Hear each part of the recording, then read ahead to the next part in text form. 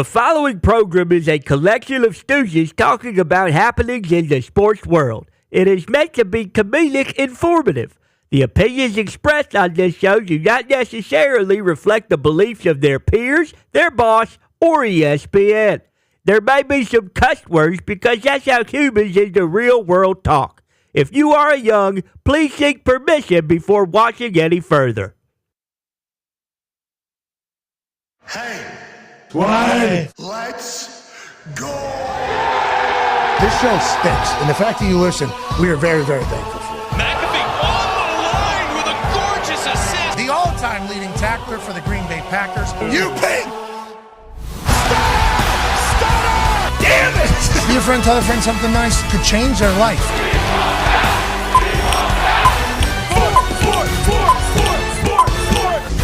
Hello, beautiful people.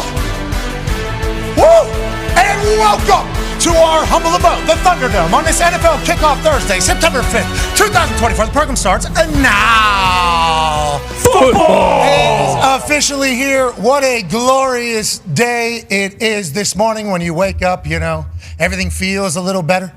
Everything tastes a little better. Because you know tonight, that glorious trek up that wonderful Lombardi mountain begins for 32 teams, 32 cities, 32 fan bases who think that their team is going to be the one to make it to the climax of Lombardi Mountain on February 9th, 2025, and can call themselves world champions.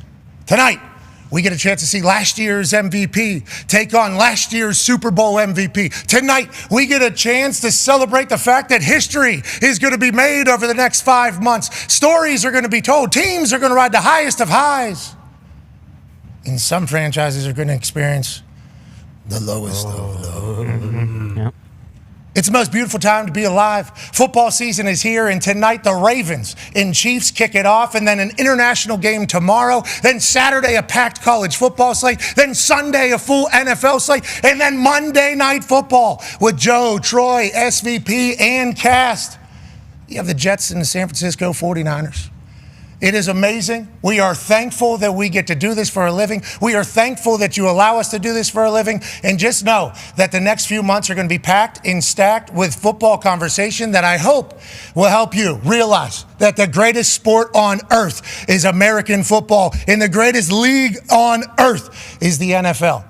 Let's hope it delivers. We're lucky to be here. The Toxic Table is here as well. At Boston Connor, at Ty Schmidt. Con Man, it's a little different when you wake up on NFL kickoff morning. Yeah, it truly is. I mean, we started counting down the days till NFL football over 220 days ago. And think about the stuff that we've been able to do is awesome. You know, March Madness. We went to Iowa for the women's tournament. That was incredible. Always fun to watch UConn dominate. Then we had the draft in Detroit with Bill Belichick. I mean, what a time that was. So much fun. Had the NBA Finals and the Stanley Cup Finals. And luckily, you know, my Celtics won, D. Butch's Florida Panthers won, and then we went through the Olympics. But the fact that we actually have NFL football, like, it really does, you know, it almost brings me to tears. I woke up this morning, first thing I did, I placed a $20 bet to win $1 million. And it starts tonight. Nice. I mean, it's a touchdown parlay, and there are a lot of legs to it, and some guys need to score 2. Some guys need to just get on the field, and who knows if they are even playing tonight. But it really is, like, life is so much better. I don't think, you know, for us specifically,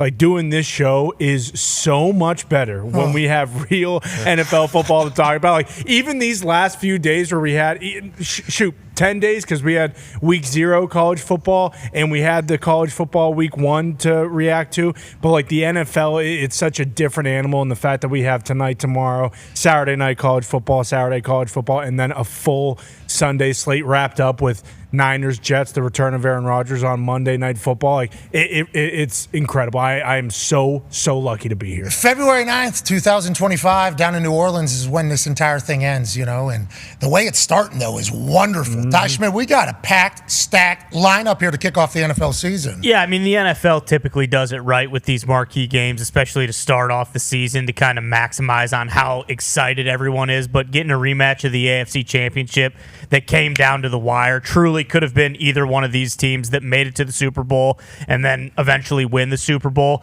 And, I mean, one thing that everyone kind of loves, not just with this game and the Eagles game and then obviously the full slate, but then on Monday night too, like, seeing these new faces in new places. I mean, it's just like Derrick Henry is going to be playing for the Ravens tonight, and for everyone who's like a fan of the NFL, like it's going to take you a second to get used to because you're just so used to him running with a full head of steam in a Titans uniform.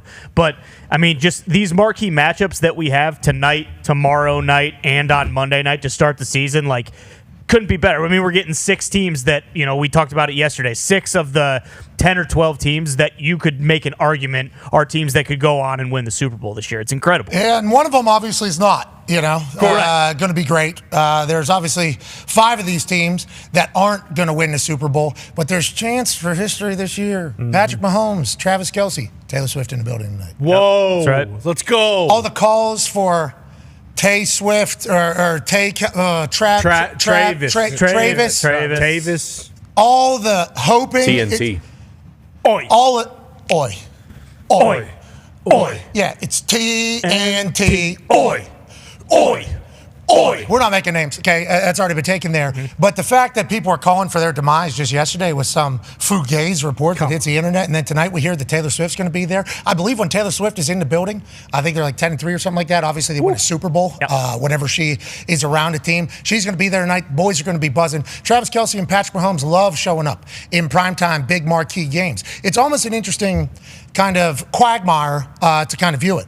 The Chiefs show up in the biggest games in the biggest ways. That is why they have been the champions. The Patriots did the same exact thing for 20 years. There's just the teams that win in the end and then the teams that don't. And the Chiefs seemingly are the teams that whenever they need it, whenever they need to win games, they're going to go do it. Last year was the first time they had to go on the road in the playoffs. Okay, they had home field advantage every other time. They had to go on the road, and they were just talking their shit the entire time. In those massive games, tonight's going to be a massive number. Yeah. Tonight is going to be a huge number. So I'm expecting the stars put on the show. And then Lamar Jackson, obviously he's last year's MVP, played his best football. They lose because of a punch out at like a half-yard line. Mm-hmm. Yeah, that guy's no longer on the team, on the Kansas City Chiefs, but nonetheless, they lose on a punch out. They have to be sick to their stomachs with how last season and with how they were playing at the time. And you add Derrick Henry, a couple new people on the offensive line, obviously, for the Baltimore Ravens. How will that fare against a very good Kansas City Chiefs defense? We will dive into it, but the stars are out tonight. And I think in this moment is when they all play their greatest. Yep. Let's go to one half of the hammer. Dahn, Cowboys, AP, Tone. What are some betting things we should think about? Night 1, week 1. Yep. Big stars playing in the game. Big stars playing in the game. Big picture. 10 of the last 11 Super Bowl champs have been plus 1,200 or shorter to win the Super Bowl at the beginning of the year. These two teams are both plus 1,200 or shorter, so that's awesome when Ty's talking about week 1. The other two teams are the Niners and Lions. We will see them on Monday night and Sunday night, so talking about the primetime games, those are awesome. As far as tonight is concerned, Lamar is a dog, and he is 7-0 ATS the last 3 seasons as a dog. ATS. Yes, against the spread means tonight he is a 3-point dog, so he covers those 3 points, whether it's, they lose 24-21, 24-22, whatever. They cover the spread in that situation, not straight up.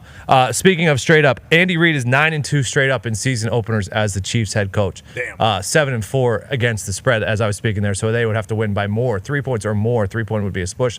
3 points or more tonight to cover the spread in that situation. Big picture, week 1.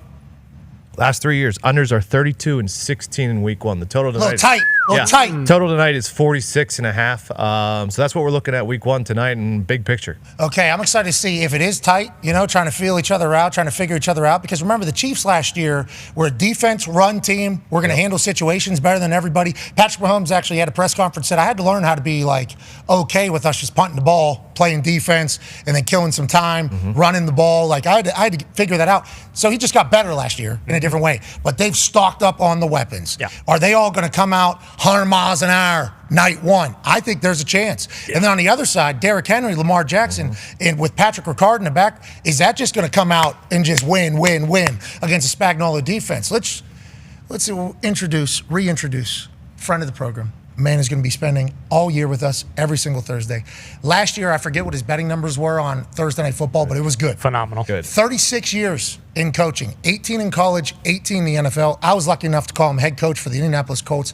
Baltimore Raven, DC, though. Oh, yeah. Let's not forget that as he's talking today. That's right. Ladies and gentlemen, Paisano.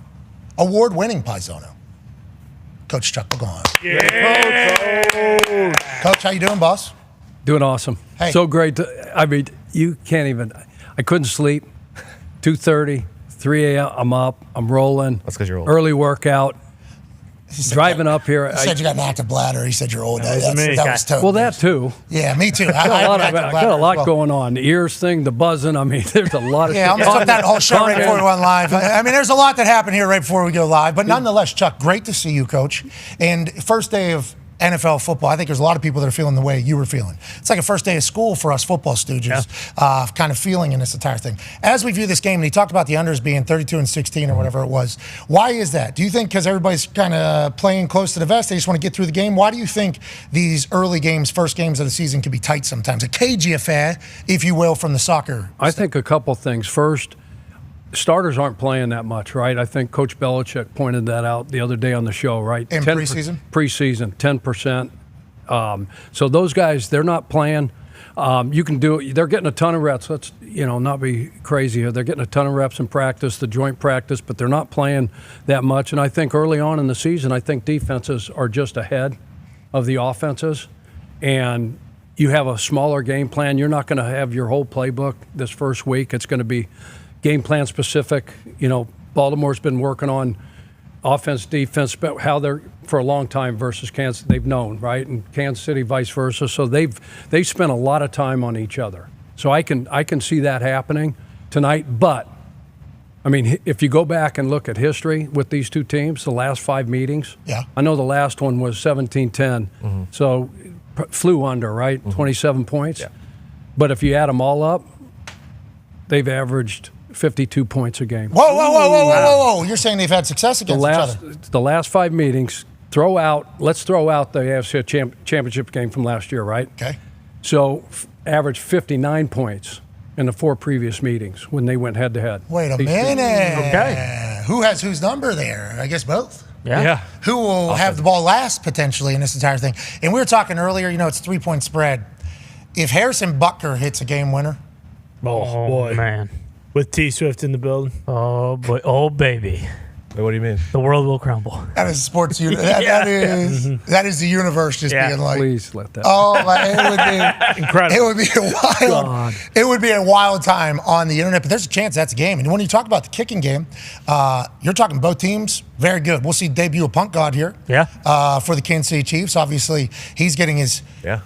Rightfully chance back in the NFL. Whenever he was coming out of college, what he was able to do with football, I mean, he was hitting it so far. He was kicking off. He was kicking field goals so strong. Hit a real tight ball, too, so it can cut through wind, which means like he's pretty good. I think he's good in Kansas City because it can get a little windy in there. It could be a little bit chilly. He's from San Diego. It's going to be chilly later in the year. How will he fare after Tommy Townsend, who I think – got like a handful of guys that are kind of all in the same boat in the NFL when it comes to punters. Tommy Townsend is certainly in that one. So they lose him, but they get Punt God in there. And then you talk about Tucker on the other side. Like, he's not going to miss. Nope. Bucker's not going to miss. Nope. So this literally is going to be like who cracks. Like if they both fare well against each other, special teams should be a wash. Yeah. Should be a wash in this entire thing. It's like, all right, now we got star on star here.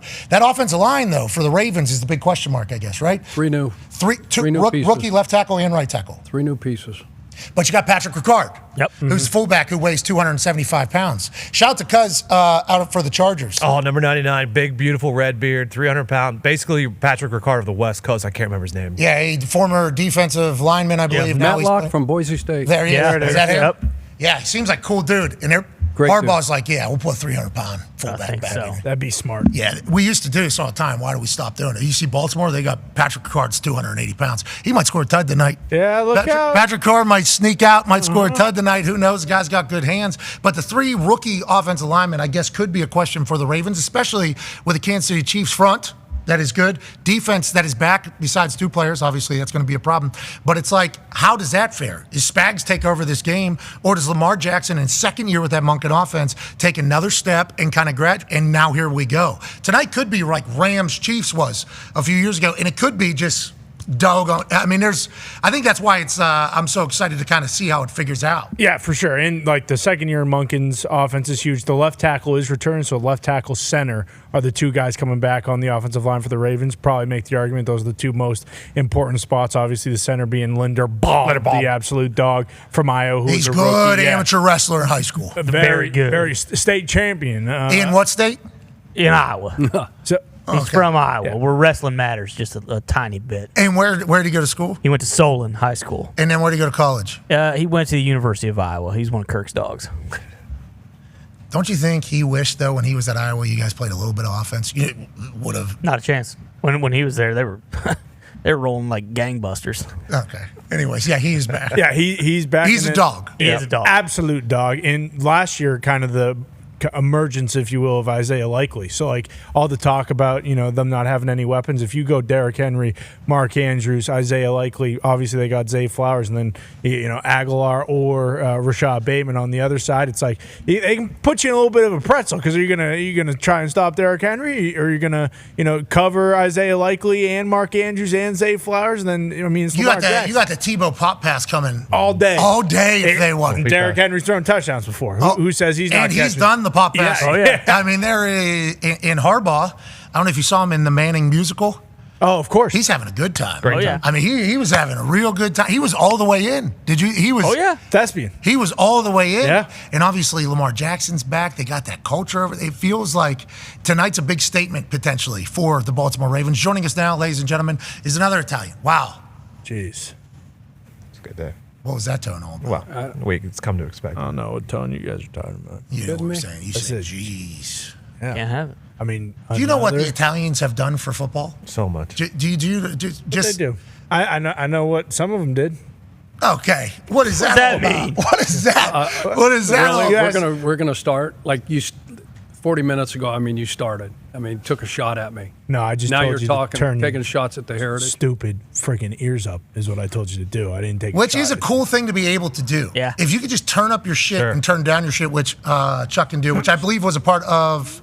That was part of when you lost hair too, right? Same time. Yeah. So when he went through chemo, he loses hair, and look at that hair. It is Still there. Luscious locks. And whenever at that time, that was a very important part of the entire Chuck Pagano operation was the hair. So loses hair, then loses hearing, right? That was a part of the entire thing. So then he gets the hearing aids, and he could just turn those fuckers up and down. Yep. It is quite a play. And in the mornings, it is interesting, in the Thunderdome. Yeah.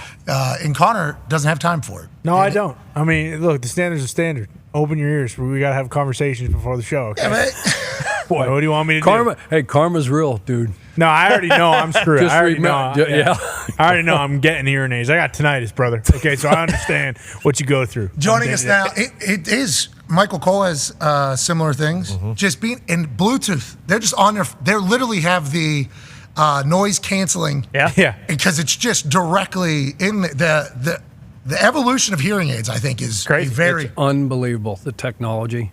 legitimately. Like if you're embarrassed, like I used to be conscious about them on my ears. Like this son of a bitch is young. He's got freaking hearing aids. No, I don't think that's the case at all. You can't even see him, first of all. So tried implants first. You can actually put them down in your ear. No, sir.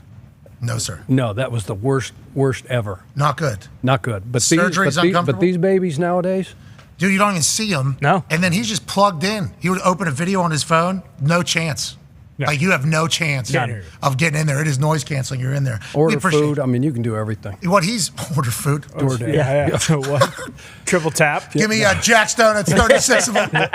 36 of them. Need to deliver some more carbs to this Thunderdome. Chuck, you are the most gracious person that comes through the Thunderdome. You need to know Without that. a doubt. Without us. Those Jack's Donuts just stacked up. This morning we had a full decision on which donuts stay, which donuts go. Right. Important conversation. Very important. It was good communication this morning. It was very good. Some hurtful things were said about a lot of those donuts to a lot of definitely. people's taste buds. But Warranted. joining us now, ladies and gentlemen, is a man whose taste in donuts we would certainly take. I think this is not a shot at all. We just know that he has good taste in things because of how great he is at his jobs. He's an author. He's an email newsletter founder. He's a TED talker. He's a live show host. What? He's a podcast host. What? And I believe he's running research for a pseudo front office that Bill Belichick is leading currently. Ladies and gentlemen, Michael Lombardi. And I'm a donut eater too, right? I mean, you got that in there. Yeah, you got to know that. Right? Yeah, you're a good human. You eat. That is how it Everybody goes. I'm a glazed We got guy. a place here. We got a place here in Ocean City that there's a line every morning to get them. They're just like it's called Brown's Donuts. It's incredible, and you eat them. If you eat them like at 4 p.m, They're like baseballs, but if you get them when they come fresh off the press, they're incredible. So, yeah, it's a tough thing. You know, when you're a fat guy, you gravitate toward those donuts. So, yeah, I'm with you. Especially during football season, you know, when you're a little tired maybe, it's like very easy, and you know it's going to bring joy immediately because you see it. It's, that fluffy glazed. Some frosting. Oh, no frosting. Sometimes. No sprinkles either. That was a big conversation over around the donuts earlier today on which ones stay, which ones go. Yep. You know, the cinnamon roll glaze. Oh my God. Ooh. Apple fritter. Holy shit. Brisk morning. Come into an apple fritter. Nothing better. Oh my God. I don't know if it happened in Pittsburgh. Out here in Indianapolis, there's a bunch of like donut places, like local donut places. No, we were Sandwiches, we were fueled pizza. by Dunkin'.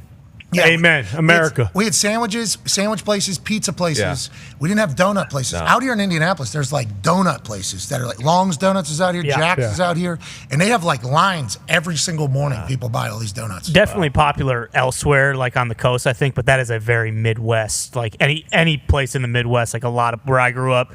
Like 5 or 6 very popular, like mom and pop donut shops. And they're just viewed as like a cafe almost. You get a coffee and a donut, and that's like how you start your morning? Pretty much. Got it. See, where we come from, people literally meet at McDonald's every day. Same group. Oh, yeah. Mm-hmm. For like 50 years, they're still there. People, even during COVID, they met up in the fucking parking lot, sitting in different spots. Because they had to read the newspaper together. What's happening? Nothing. The world shut down. Anyway, speaking of the world, kickoffs have happened. The NFL is kicking off this evening, Lombo. We chatted about a lot of things quickly. What moves do you think were made in the offseason and affect this game the most? Do you think it's maybe Xavier Worthy getting added in there, maybe a couple more weapons for Patrick Mahomes? On the Ravens side, do you think it's the young offensive linemen that are going to have to get tested? What do you think is the big offseason signing new to Ravens-Chiefs deal that is going to get talked about tomorrow? Well, I think the biggest news is all the uncertainty with Baltimore. You know, unfortunately, they lost their great offensive line coach, Joe D, and that was traumatic. You know, and so that's a problem in itself. You go through that experience, that's difficult. They have 3 new starting offensive linemen, and you go on the road into Kansas City with that crowd noise. That's a challenge. You got to change what you do offensively because, you know, when you have Derrick Henry, you can't be in the shotgun offset eye. He's what we call a point of entry runner, which means you got to get him to the line clean, and you've got to get him building momentum and let him use his size and his power. And so when he's in that offset eye, even with the quarterback or just slightly behind him, there's not enough time. So this is going to be more of a pistol formation team, maybe even Lamar under center. So I think they're going through a little bit of kind of finding their identity. And then on defensively, Zach Orr, he's only coached 3 years in the National Football League. Now he's got to go up against one of the great chess players of all time, and Andy Reid. And how do you adjust? You know, being a young coordinator Monday through Saturday is not so bad. But Sunday from 1 to 4, oh my, there's a lot of things that are happening. There's a lot of adjustments that have to take place. And sometimes that experience, you need to rely on that. Coach will talk about that. I think that's going to be a key. So to me, Baltimore might not be the best team they will be at the start of the season, even though John Harbaugh is great to begin seasons.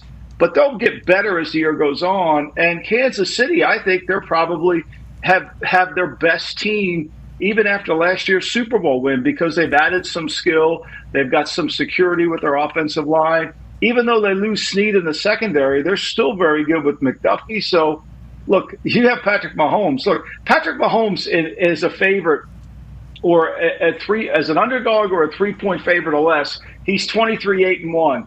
That's a 74% winning percentage for those who need to do the math. And Lamar is great as a dog. He's 20-6 when he's a dog. That's a 76 percentage. So this is a great game when these two guys play in the setting that they're in. Yeah, speaking of that note, Tone has a question for you. Yeah, Lombo, I just wanted to ask you, just gambling-wise tonight and then maybe for the weekend, I don't know if people realize if they're new to the show or not, your football brain, one of the best. Your gambling brain, one of the best. You put it together. We want to know your knowledge this weekend as far as tonight and then maybe something this weekend that you're looking at. Hey, you Italians for our show have done very well for us. We would like to say thank you for that. Thank you. We're just trying to make a contribution, Pat. I think this is a hard weekend to handicap because, you got a lot of moving factors going on here. I think the first thing you have to look at is these games will be different in terms of how they're refereed in terms of the playoff games. Like, let's just take Detroit versus the Rams. You go back and watch that tape, And Detroit was physical. They were dominating. And there were times where the Rams could have got called for holding. There was no hold calls. Same thing for the Lions. But now in week 1, you're going to see more of the referees make their influence. We're going to see more calls. You got to take that into consideration as you do your handicap. And in these close games, especially, that'll factor. And you got to go with teams that have closers, right? Like Derrick Henry's a closer. You give him the ball with 4 minutes to go in the game, he's going to get first downs. Mahomes is a closer. He's going to do that. You got to be really good at picking out those spots. Lombo, I have a question for you. Does the commercial from MCDC with Applebee's that was released yesterday kind of give you a little bit more of a lean toward the Lions? And also, we have an exclusive debut of one of the 6-part series that is going to be released by Applebee's throughout the season. And I'll tell you what, MCDC is batting 1,000 in appearances for Applebee's. Here's the debut of the Applebee's MCDC, episode 1 of a 6-part series. And there's no point in adding the right talent without the right leadership. We're more than servers. Feel the energy coursing through your veins. Which is why Applebee's brought in Coach Dan Campbell to take the coveted role of assistant shift manager. Now that I'm on this team, we're going to have a different level of production. I move faster than that. Bringing a level of intensity that is as inspiring as it is feared. I'm all about friendly competition in the workplace. Anything else? Coming from Craig. Next month, this is my wall.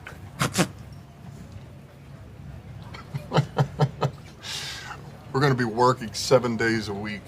But yeah, we're about to turn this thing up. Okay, so does that make you believe in the Lions more? For me, yes. And that Applebee's is about to be top of the line. Look, Pat, I put that tape on this week, and you go back and revisit that Ram tape, and that offensive line for Detroit was just kicking butt. They were really good. They could have run the ball if they wanted to at any point in that game. It was a 1-point game. It was close, right?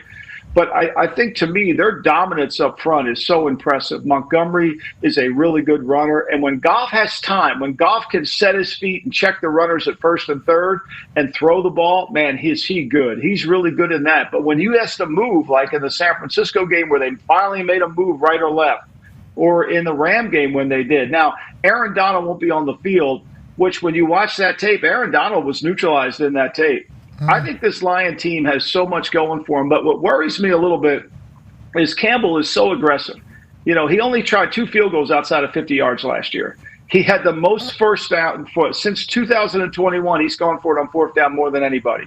He's had 10 fake punts more than anybody in the league. He's very aggressive, but he was only 50% on 4th down last year. I think if he takes more of the points when he can, I'm not saying he needs to go into ultra-conservative, but this team is really good. They're hard to stop. They're physical. And I expect them to be better on defense. And with their secondary being improved, I think that certainly makes them a threat to get to the Super Bowl. That stat about him sending the kicker out for field goals is hilarious, especially because they signed Jake Bates, who literally was only known for kicking long field goals in the UFL. Is he all right? Is he starter for you guys this year? Yep, he's the starter here in the job. Okay, so if he's able, his leg is able to stay, and it's very strong, but that's a long time. UFL, into training camp, into a regular NFL, into preseason games, into an NFL season. That's very long. If he's able to hit long balls, MCDC will send his ass out there. I like the fact that he has his identity, but we can't let the identity get in the way of, like, smart ball, you know, and I think MCDC football guy enough to figure it out. Lions fans are expecting to go this year. Yeah, for the first time ever, I can say that I think the Lions can and will win the Super Bowl this year. This has never happened, and what happened last year was unbelievable. And Lombo, I think one of those kicks, those 50-plus yard kicks, was in the playoff game against the Rams, and they just so happened to win by 1 point. So it's kind of an interesting thing there. Yeah, MCDC. Yeah, no question. MCDC's telling the boys, we're emptying every bullet we have every single week. He goes and says that. But when you're only 50% converting 4th downs and you have a kicker that's reliable, like if you have Tucker kicking or if you have Buckner kicking, you're turning down points for a 50% conversion. Now, we'll see this year how the kicker does, and maybe he didn't have confidence in his field goal kicking unit, and that's why he did it. But I think with his team, you know, to be able to control the line of scrimmage like he does, You have to go with that. Look, they took a lot, Chase was a great player and the Bengals took him. But Sewell, to me, changes the game as any offensive lineman can change a game. Do you remember when they drafted him? They went bananas. Oh, yeah. And he was 14 years old when you guys drafted him, too. Oh, yeah, 100%. Well, yeah, and everybody said, well, why would you take Sewell? You don't need him. You got Decker on the other side. It's like that argument about, well, we're not going to take Michael Jordan because we got Clyde Drexler. Like, seriously, like the great Bob Knight said, play Jordan at center. So they put Sewell, who's a legitimate left tackle, they put him over at right tackle. Now, when you have a great center like Ragnow and you've got two great tackles, you can go into any game and feel like, look, we're going to punch you in the mouth and win the game. And also sets precedent on what the team's going to be about. This is what this era is about. Remember, MCDC had just got done saying he was going to eat a couple kneecaps on the way up if he has to. That's who we are going to be. We are going to be a gritty, tough team. And then you draft Penei Sewell, and everything he's been, he's like, he hasn't been scared to fight anybody. He will set the tone everywhere. It's like, what a perfect culture builder, too, with your first pick. And don't forget, St. Brown was in that same draft, too, who just works his ass off. Two culture guys that both got paid this offseason. It's just unbelievable. So are the Lions the kings of the NFC North? Well, and let's not forget this, too. That Applebee's commercial and that shoot, that's what's going to get us over the hump, all right? What MCDC learned in those commercials, that's going to get us to the Super Bowl, and that's how we're going to get better. Well, I think so, too. Applebee's, who would have thought Applebee's had an influence? We got to talk to Belichick about that and see how much he's going over to Subway Applebee's. was his thing. He was. Almost the downfall, actually. Yeah, so maybe, if we're keeping score there, Kings of the North, let's go to Ty Schmidt, owner of the Packers. Yeah, I don't know about that. Maybe Kings of the North once they started drafting a bunch of Iowa guys. But Lombo, just curious, the game tomorrow night in Brazil, I think a lot of people, in terms of the Packers, Jordan Love and another year of evolution with that offense. But most people, I think, are kind of locked in on the defense. Jeff Hafley, his first year, and what they're going to do to defend all the weapons the Eagles have with Saquon and Dotson and A.J. Brown and Devonta Smith and everything like that. How do you see this game shaking out? And also, Chuck talked about it a little bit earlier, and we've talked about it a little bit with how defenses start so fast in the start of the season, and they're kind of ahead of the offense. Is that the same thing when you have a new defensive coordinator who's trying to kind of establish his scheme and playbook and culture like the Packers are?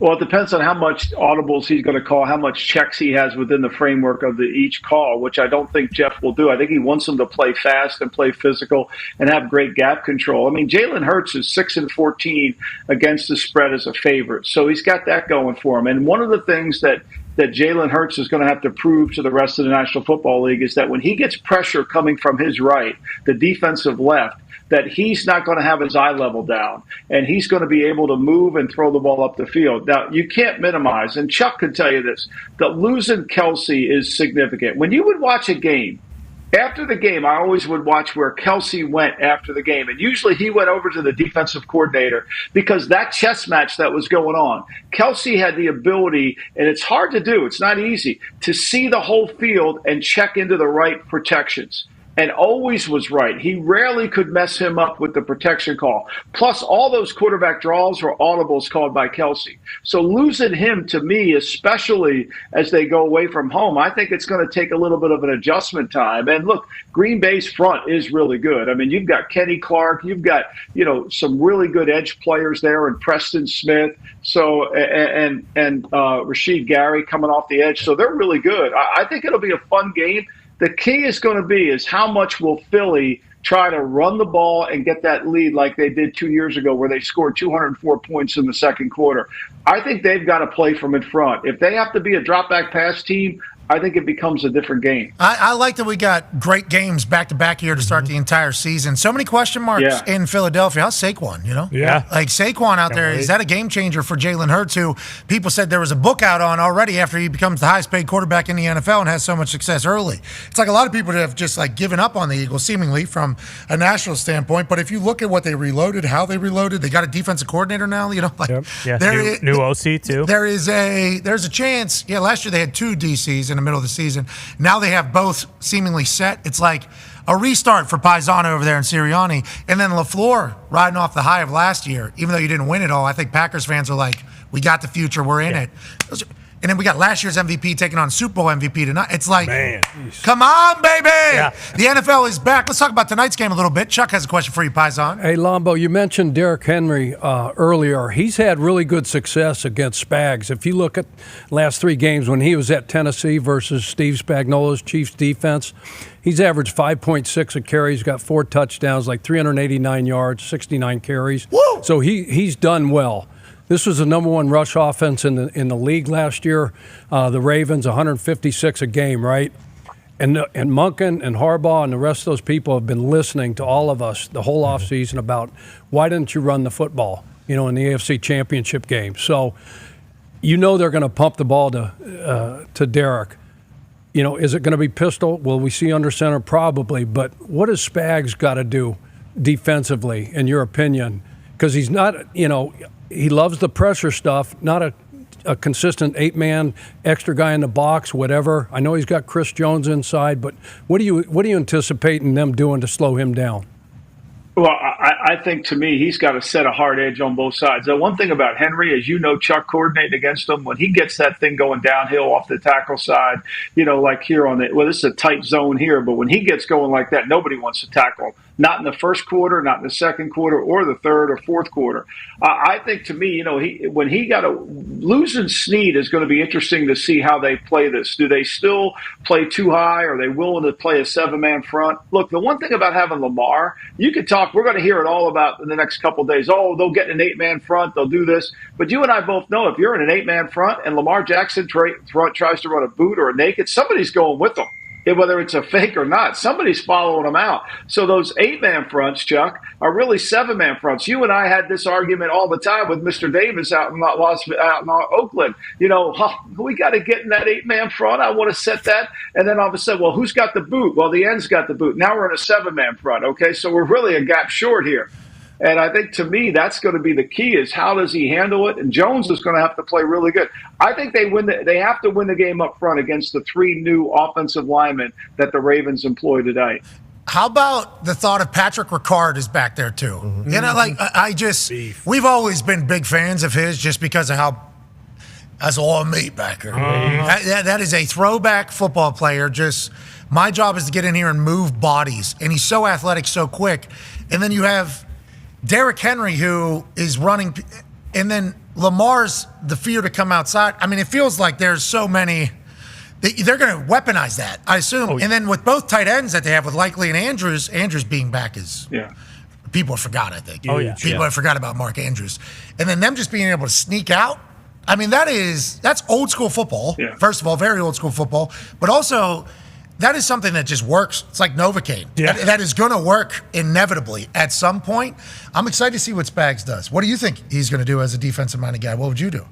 No, I think, Lombo made a great point. If you can make Derrick Henry restart at the line of scrimmage, meaning pump linebackers through an open gap, through the B gap. Penetration, but get his feet to stop in the backfield. Say they put Ricard back there. And we used to do this, against Tennessee back in the day, or Tennessee did it versus Jamal Lewis way back when he was playing for the Ravens a long time ago. Same type of guy. If you didn't get his feet stopped in the backfield and he was running that cutback, it would go hash to hash. You couldn't catch it from behind. So I think blitzing some linebackers, he's got Tranquil, he's got Nick Bolton, he's got Chenal. He's got guys like that they can penetrate and try to hit him in the backfield and make him try to restart his feet. That's got to be huge. All right, let's go. Let's see some action out of Spags' D. You say he's going to be bringing a lot of heat. Chuck actually has some film here on Spags' defense to kind of lay it out. We'll watch that next hour, I believe. Lombo, you're going to want to see it. Lombo, he's got the Cowboy remote. He's got the Cowboy remote over here. That's better. Chuck and I have lived through too many meetings where Mr. Davis did not have the Cowboy remote. He made them attach the remote from the 16-millimeter projector to the video machine, which was just one button, and it would have to go back. It wouldn't go fast forward or fast backwards. Chuck, do you remember those days in those meetings when he had that button? You guys remember that? He used to tell me, that's insubordination. Oh, jeez. So what year is it? As soon as the word 05 and 06, Lombo took care of me out there. 1905. Holy shit. He'd say, hey, it was painful. We're playing split safety. His job was to put the tape in the machine, and he would put the tape in the machine, and Mr. D would get that get that remote, which was used I think Vince Lombardi used the same remote at the Packers. I mean, it was the same one, right? Going back and forth. And it would never go, you could never go fast forward. You were just, oh my God, we're going to go this slow again? Oh, remember Seattle, we're playing 2-high, 2-man, and we just run right past the quarterback. We're half safeties. I mean, they're 25 yards deep. Quarterback runs for 30 yards. We're playing 2-man. Everybody's back's turned, right? Yep. Remember Lombo? And we come in the meeting, Chris, and everybody's looking around. There's no there's no Chris in Come on, there's no Chris in the meeting room, right? And he'd say it like 3 or 4 times. I go, you mean Chuck, Mr. Davis? Oh, shit. Kid, I'm sorry. I get you confused. Isn't that the safeties play, the quarterback scramble on 2-man? How long are these meetings? Long. And so, remember I said, no, sir. And everybody else is like crickets. You know, Millard wouldn't say Millard wouldn't say a word. He should have dove in there. No, that's on the D line, right? He wouldn't say a word. And I said, no, sir, they got deep. That's insubordination. And they told you, if you get the word insubordination coming out, he's going to fire you with cause. Like, so if he had to get rid of you, get no, like you had 2 years left? No, sir, you're not getting paid. Conduct detrimental to team, insubordination, get him the hell out of here. It feels like that Al Davis created a lot, right? You guys were just saying names that were in it. Feels like that's a historic tree there, probably the most historic. Oh, it's unbelievable. You learn, we can kid about him, but the essence of what you learn from him 100%. Is remarkable. And his mind was unbelievable. He was truly committed. I don't think this generation of football people understand the influence that the man had on the game, on scouting, on coaching, on game management. He taught game management, and Bill Parcells would tell you he taught it to Bill Parcells, and Parcells taught it to everybody else. So all that stuff was so good. We kid about the stuff that made it hard, but he was so far ahead of his time back in the 60s and 70s. There's no question. He's the only player in history that's gone on to be owner, right?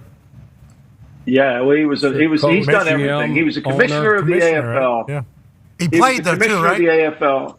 No, he never played. Okay, he was at Syracuse. He didn't play college. He was instrumental in getting the AFL. He signed, Fred Biletnikoff on the field at Florida State after he got done playing his final game. He signed Lance Allworth, who he considered one of the greatest receivers of all time, after he was done playing at Arkansas. So he did everything, and he knew everything, too. He had great sense, and during the game, he could make adjustments, and he knew what you needed to do. And at the end there, if you were fast, you're going to be a Raider. That's right. Yeah, Tyreek Hill would have been on the Raiders. There's no question about it. Tyreek Hill would have been on the Raiders. I used to think about Shane Leckler a lot. Shane Leckler is next one that needs to go into the Hall of Fame. Absolute stud of a punter. He's got the slowest person on the field covering his punts is a 4.5, and that's like a linebacker. Yeah. He's got 4.2 at gunner, 4.2 at gunner, 4.4 at wing, and then your guard is running somehow like a 4.5-1, and it's like, that's awesome. Yeah. That would be. The problem was, Pat, none of them really knew where the football was going. Chuck will tell you, we had a lot of guys that were fast, but they weren't instinctive. No. We had a lot of guys. We could run the track team, but we had a lot of guys that didn't know what the hell was going on here. It was like, okay, wait a minute. You might be fast, but you don't play fast. Yeah, second guessing everything. That's how it's going to go. What a legendary run! Shout out, Mr. Davis. Oh yeah. The Raiders, maybe they're back with Christian Wilkins and Max Crosby playing every single play on the other side. What teams are going to slow down with the new additions? Connor has questions for you. Yeah, Mr. Davis also a Mass guy. So shout out Massachusetts, no big deal. Lombo, there are a lot of holdouts at very important positions with very big teams this offseason when it comes to like the Bengals, Jamar Chase, obviously the Niners, Trent Williams, Ayuk, those guys, and then even in Dallas with CD Lamb and Parsons there for a second. Are we expecting them to start off kind of as we think they're going to be, great teams obviously, or are we expecting a little bit of a slow start from those guys and maybe go against them week one and early? Yeah, well, I think the Super Bowl loser always starts slow. I think, what are they, 4-20 against the spread in the opening game after a Super Bowl loss? So 5-19 San Francisco, 5-19. I'm sorry. So it's a challenge for them. I think, to me, what happened to Ricky Pearsall seems to. I thought Trent Williams' comments were incredible. And when he saw what happened to Pearsall, he said, "I needed to end my holdout." He got rewarded with a contract that well deserved. but I think that's something that you can build the team behind. I think San Francisco will be better as the year goes on. But look, I think a lot of these teams will get better as the year goes on because the way training camp is, the way teams are so concerned about overusing them and getting somebody hurt. To me, the Bengal thing with Jamar Chase, I mean, Mike Brown typically doesn't do this in terms of allowing hold-ins, but he knows how important Chase is to his team. I would feel like they'll get something done. He practiced yesterday. I assume he's going to practice today. The holdout that I don't get, it goes down. It could be as bad of a holdout as Le'Veon Bell's holdout was years ago, is the Hassan Redick holdout. I don't understand that one. You're just giving away money.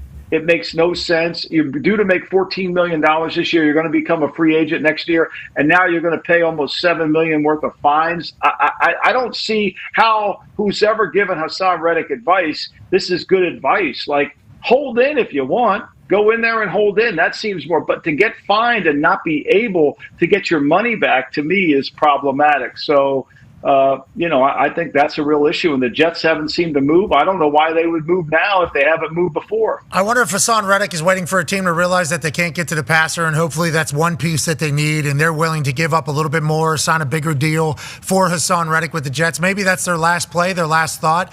To your point, though, like Jonathan Taylor last year, everything that was going on with a brand new head coach, brand new quarterback, brand new culture, our best player was visibly holding in. It was like quite a disruptor for the entirety of the program, of like the Colts in Shane Steichen's era. But then he gets a deal done, so it ended up working out. And I was like, can't be doing this. Like, have him not on the field. Like, just, it's a distraction. Then he ends up getting a massive deal done. Mm-hmm. And it's like, if Hassan Redick ends up getting a massive deal done, this will be considered a success. Like that is but if it doesn't, which I think Douglas has come out and said, we're not trading you and we're not doing a deal until you play some football. I don't think the Jets owner will let Doug. I think Woody Johnson's kind of dug in here. And to me, that's who you're always negotiating against. I know there's people that are the spokesman. It's like what Jerry said the other day. I'm the best general manager because I don't have to go to anybody to get approval. He's right. I mean, most when you're in that general manager role, you have to go to the owner to ask him, can I do this? Is this going to be okay? Whereas,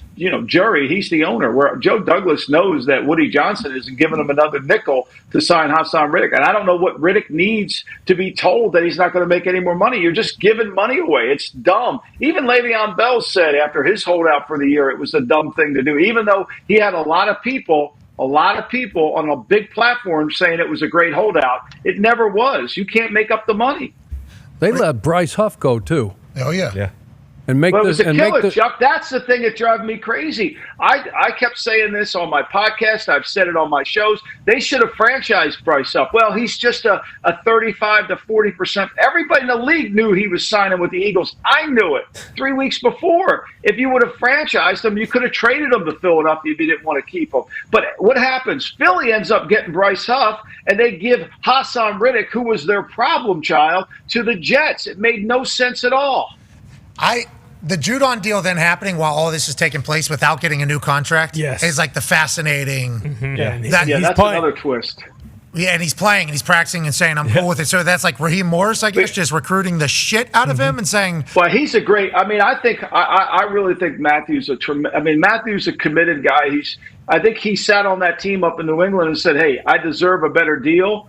And I think when he went to Atlanta, he said, I'm new here. I'll prove I deserve another deal. That, to me, is a man. I mean, I think you got to take up and applaud Matthew Judon for that because not many people would do that. Yeah, and plus, also, you add in the fact that the reason why I was asking New England is because they took money, right? Bill Belichick told us he was the one that did the deal with Judon last year, took money from this season, turned it into incentives for last season. So this contract, this year's contract is actually lower than what was negotiated whenever he gets the big money deal with the New England Patriots. So not only is it like low, it's lower than low. Yeah. Which is normally how contracts kind of go.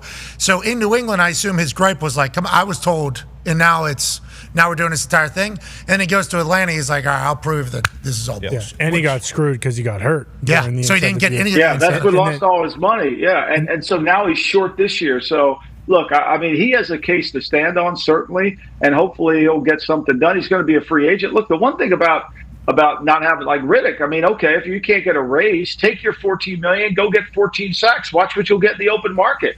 Like I just think, to me, you can't be afraid of it. Just like Dallas, they're not afraid if Dak becomes a free agent because where's Dak going to go?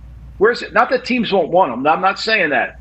But New Orleans is $100 million over the cap next year. He's not going there, right? He's not going to New York and pay all that taxes in New York if the Dallas Cowboys make him the same offer. I mean, maybe he goes to the Raiders, but typically quarterbacks don't leave places. So Jerry's sitting there saying, I'll get this deal done. I'm not afraid of free agency. And I think players have a chance to do the same thing.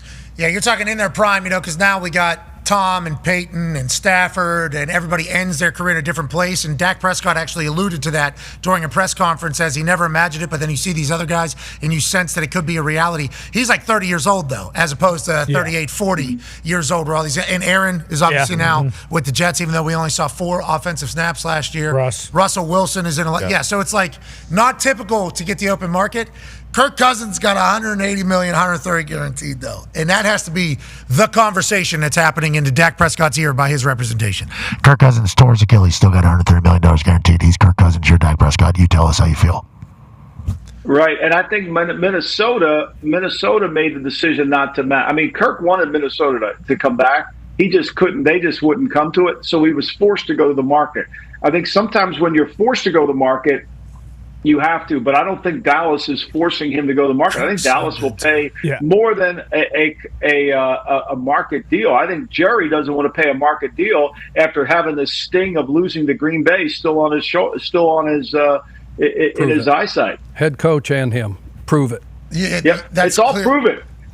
It's all proven. I mean, and I can't blame him. I mean, look, to me, that game was such. You go back and watch the tape of that game. That game was a disaster on every single front.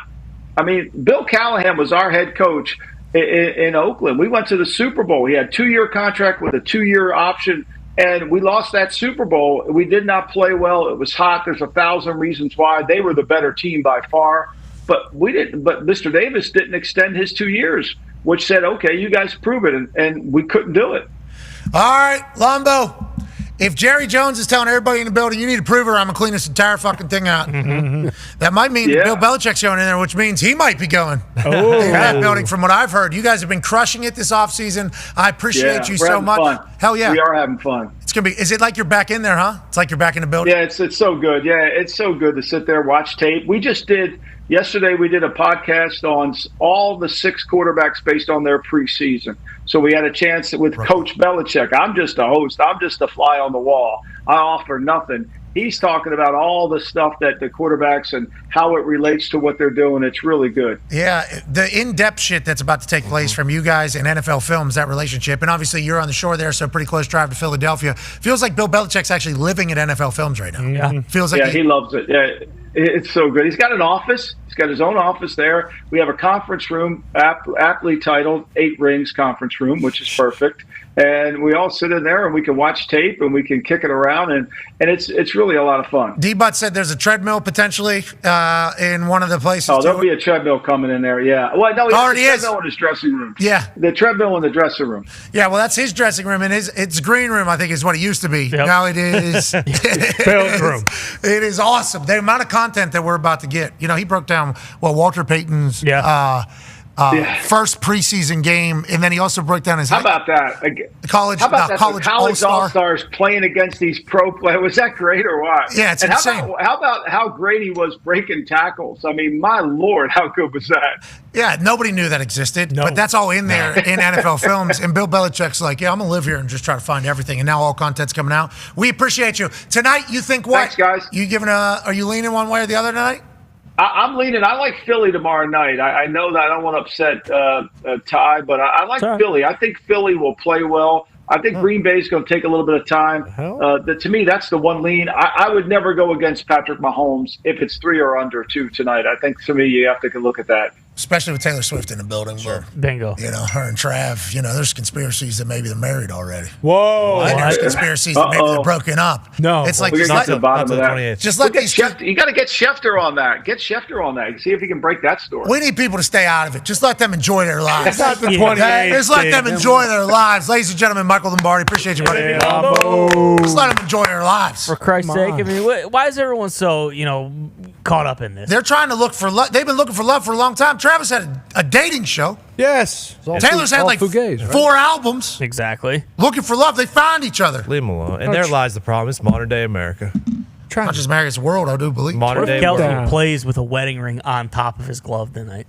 That'd be awesome. It would be awesome. What if it's actually just brass knucks? Oh. Just so he, how about on a chain? Oh, because a lot of people, a lot more people iced out under the pads. Yes. Nowadays. Maybe pops it out and says, "Will you marry me?"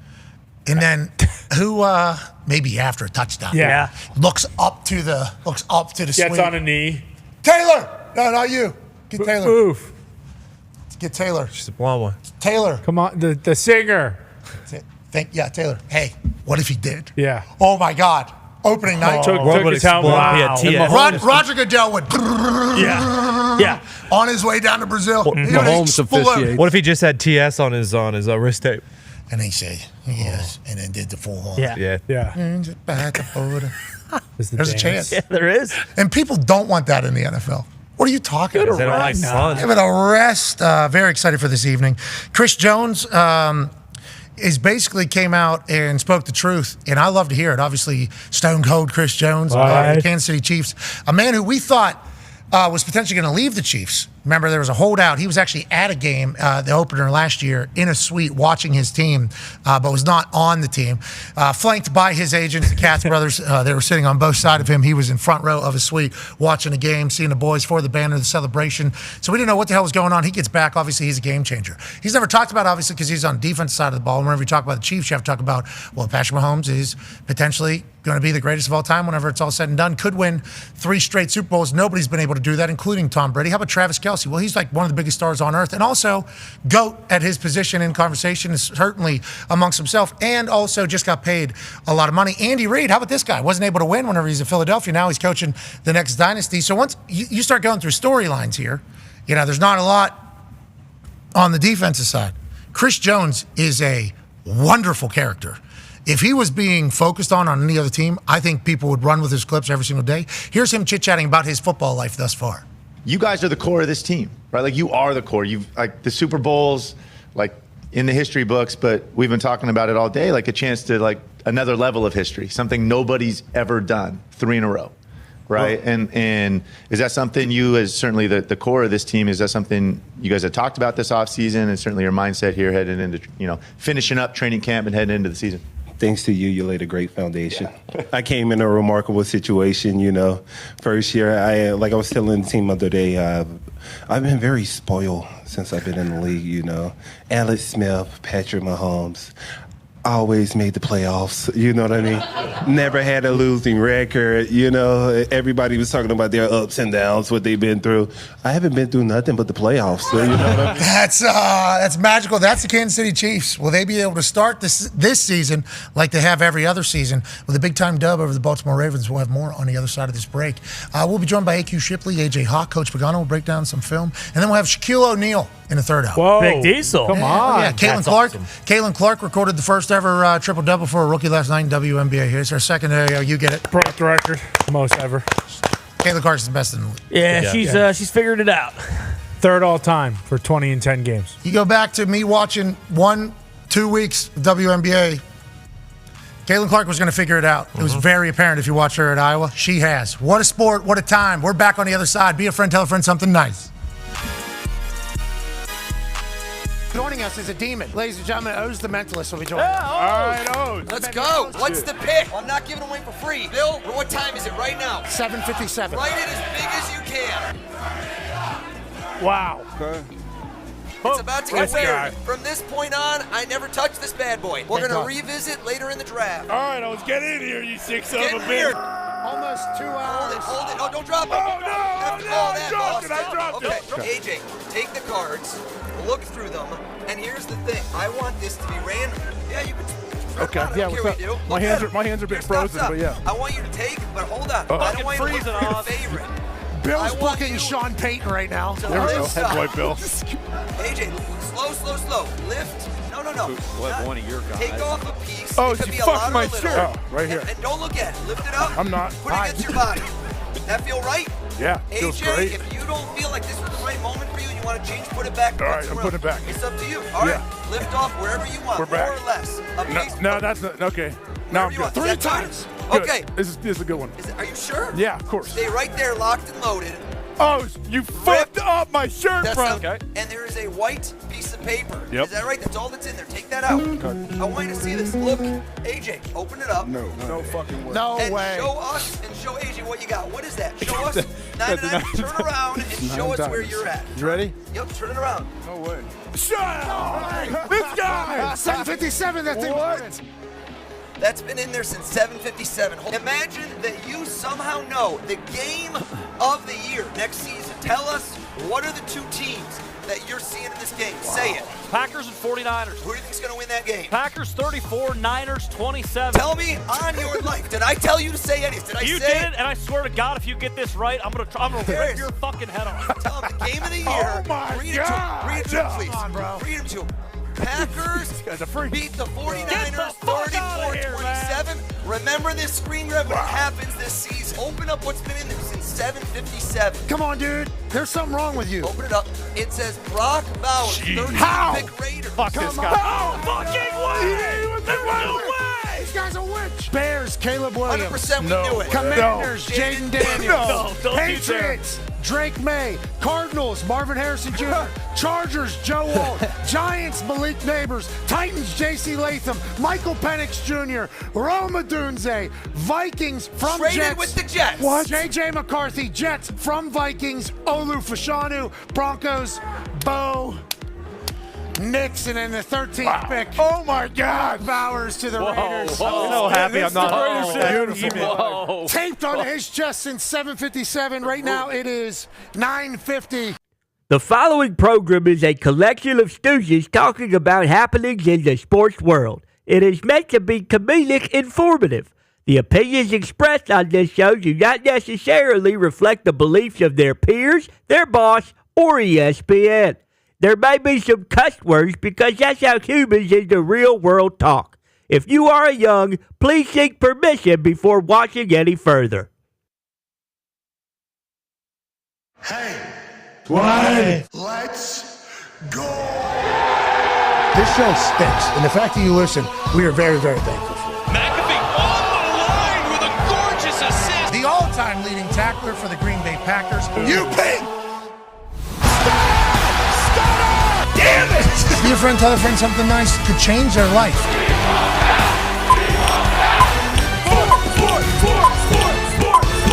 Hello, beautiful people, and welcome back to our humble abode, the Thunderdome, on this NFL Kickoff Thursday, September 5th, 2024. Hour 2 of the program starts now.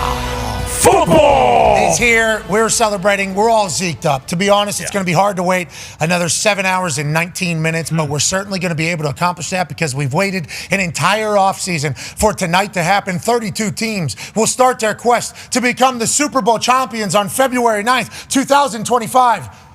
In 7 hours and 18 minutes and 30 seconds. Okay. Talks tables here at Boston Connor and at Ty Schmidt. One half of the Hammer, Dahn. Cowboys, AP. Tone is here. Tone, this is a whole different season for you now, brother. Yeah. You got to make sure you're paying attention, non-biased, paying attention to who deserves some awards, who some early hot starts, and who maybe is going to fall off. Tone, you got careers and contracts and legacies and Hall of Fame nods literally in your brain right now throughout this entire season as an AP voter. Let's make sure we have some respect for the entire process. I do the utmost respect. I used to be able to watch the games from a 30,000 point of view. Now I have to watch the All-22 and watch every single player. So I have to watch the All-22 22 different times. From 30,000 feet, too, so you start doing some math there. 30,000 times 22.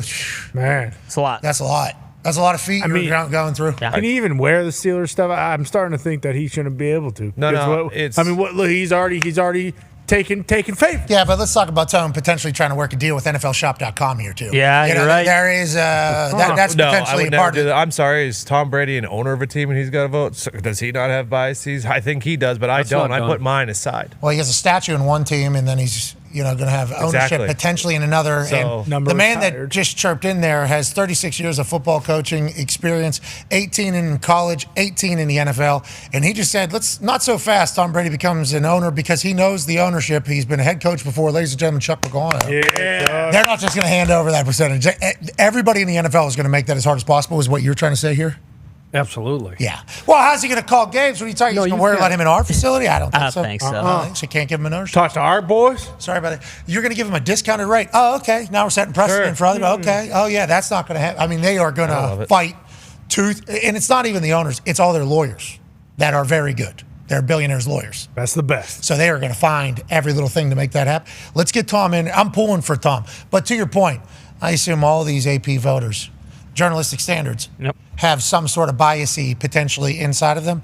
And that might come out through what they write about or what they choose not to write about. But journalistic standards are a real deal, and AP Tone is going to take this very serious. Listen, I'm going to be judged harsher than anyone, so I'll probably be more unbiased than anyone else. Wow. That makes sense. The most unbiased AP voter that they've ever seen. Wow. Unbiased Tone. That's awesome. It's got a good ring to it. Can't wait to hear how you handle that. I'd be shocked if the Ravens, Bengals, and Browns didn't get every vote I have. Okay, see, I was just getting now we're talking a little problematic. I know Mr. Mahdi's not happy about what's coming out of your mouth as of late, but we have an entire season to navigate this. You're going to get it right in the end. Speaking of getting it right in the end, this man was a Super Bowl champion. He was a college football national champion. He's the all-time leading tackler for the Green Bay Packers. Ladies and gentlemen, former president of Ohio, father of 12, AJ Hawk. Wow, look at that jawline. It's really coming into mid-season form here. Holy shit. Yeah, we're trying. Hey, Chuck, hey, honestly, it feels great to see Chuck back on set. You know it's football season when Coach is over there in the corner giving us all of his wisdom. So, Chuck, it's great to see you, bud. Great to see you, AJ. It's so good to be back. AJ, you know how we make a pick here at the end against the spread? We do that for the whole thing. You know, it's back. Yes. For every single game. So fun. Love doing it. It's a blast, yeah. It's certainly a blast. I mean, come on, guys. It is a blast for us. It's the only segment we've ever done that we do every single year. Every other segment gets forgotten about. Think about Donnie Don. How awesome was that? We forgot it even existed. Just forgot until right now. Until right now. That's the difference with our program and maybe some other programs. So maybe we do have to take a trip to the rumor mill relatively soon. Sure. Somebody should write that down. Yep. That we have that potentially in there. But the picking every single game segment has become something that we actually do. And it's fun. It can be terrible whenever you hit a cold streak for like 4 straight weeks and you get like 4 right out of the entire thing and it gets projected to everybody. AJ and I have been very close all season long. A person who's been right very often, especially for Thursday night games, is this Paisano right here, Chuck Pagano. 11-4-1 last year. Pretty good. Picking against the spread on Thursday nights. And AJ, to your point about hearing him say all the good stuff, he was starting to lay out who he was thinking earlier, and it was complete opposite of what I was thinking. I was like, yeah. Yeah, you're right. Now you mentioned it. Yeah, now that you idea. point those things out. Wait till you hear his breakdown, AJ. He's got it's going to sway you. I don't know which way you're. Chuck has swayed me before. He has definitely swayed me before with his arguments for whatever team he is picking. So I look forward to that. Chuck, what do you do? Just watch film on all these people? Like, how do you, because you have stats, dude. You hear him earlier. Derrick Henry against Spags defense, last 4 times, 389 yards, 5 touchdowns. Yeah, 6 carries. Boom, bang, boom, boom, boom, A little research. Who do you have? Do you have a full team doing this, or this is your day-to-day? No. ChuckPagano.com. That's it. So this is something like, because like Bill Belichick's doing 14 shows. Just got out of football. First time he's out of a football building for 50 years for a football season. I think he's trying to keep himself in it, trying to keep himself active, trying to keep himself going, which is a smart play, by the way, especially with the transition for players, coaches, anybody that's football life, their entire life, it's difficult. For you, just watching this film and like, you're like scheduled every day, like I'm going to watch film from this time to this time. I'm going to take notes from this time to this time. I have to. I got a Sunday through Saturday schedule, and this is my priority, so I got to be prepared for this. I'm not going to come in here and not know these frickin' teams. Are you still on a Peloton or no? Oh, yeah. That's People are early. saying you look a little bit more jacked. Yeah, He does look good. I'm pumping some weights. Really? Yeah. Wait a minute, we got a little meathead Pagano coming in this season. I like that. Tank not like what's going on in the Hawk House, but just getting under a bar. Fight gravity, man. That shit starts to fall. Yeah, I'm gonna try. I'm gonna try to remain focused this year. I am. I'll tell you what. 36 donuts in here every single Thursday is gonna be tough. Coach sent me some Lions Chiefs film this Sunday, actually. As soon as he got started into his game film, that's what he said. Sunday to Saturday, he's got a full fucking thing. Was it good? Was it nice? Yeah, it was awesome. The Lions have a new DB coach, and I didn't even know that. So I learned something new. He only sends me, "Hey, your Steelers are screwed." So yeah, every once in a while he follows college ball as well. Very tight. You're a Boise State guy. You'd like to see win the Heisman, I do believe. Yeah, Ashton Genty. Yeah, number 2. Good player. 6 tuds. You see what? 6 tuds, 260 some yards. Yep. 75 yard or 80. I mean, the guy is, and he's a gem. He's a great human being, but he is. I describe him as that rolling ball of butcher knives. You cannot tackle this dude. Yeah. Has Boise got a team this year? I hope they do. I picked them to be the Power 5. No, they do. Oregon this week, so that'll be fun. And Dirk Cutter, Well- you guys all know Dirk. He came back. Coach Saban. Saban's been trying to hire him. He's calling the plays for him, and he's been calling plays at all levels and being very, very successful. Super hard to defend. Okay, so they go to Oregon. Oregon didn't have their best outing last week. Everybody's worried about it. I think they'll figure it out. Yeah. I think they'll figure it out. Who knows? Boise State, good test, though. Here we go. Kind of have a couple battles early as you kind of sort out who you are, what you are, especially with the brand new quarterback who's handing out chains and everything to everybody. College football was awesome there. Like, last 2 weeks, I think this year, more so than any year in the past, because of all the prime time locations with how many networks are getting involved with college ball and with the NFL. It's like every marquee game is going to be big and good. Like, football is about to be very good for the world, especially with everything that's happening, elsewhere. In this fall is going to be. We're going to need some good football to talk about. Bingo. That's what I'm saying. And the society needs some good football. I think we're going to have it with the way college started, with the way the NFL is kicking off this entire thing. Tonight, AJ, last year's MVP takes on the Super Bowl's MVP. Obviously, Lamar Jackson wants to hunt a Super Bowl. He's talked about that numerous times in interviews. That's what I'm here for. I'm here for this. I'm here for this. I would like to win this. Patrick Mahomes on the other side just has too many of them already at the age of 27. He's looking to win 3 straight for the first time in the history of the NFL, alongside that man, Travis Kelce, who, is obviously talked about in the actual reality world outside of football as being an absolute gentleman. Yeah. Maybe the perfect match. Yeah. A guy who looks out for his significant other. Well said. Is not scared to be in a shadow at all with his significant other, because he understands that a lot of hard work went into being the biggest star on earth. That kind of gets forgotten about, I think, by a lot of people whenever they're talking about old Swift. Yeah. I think it's happening.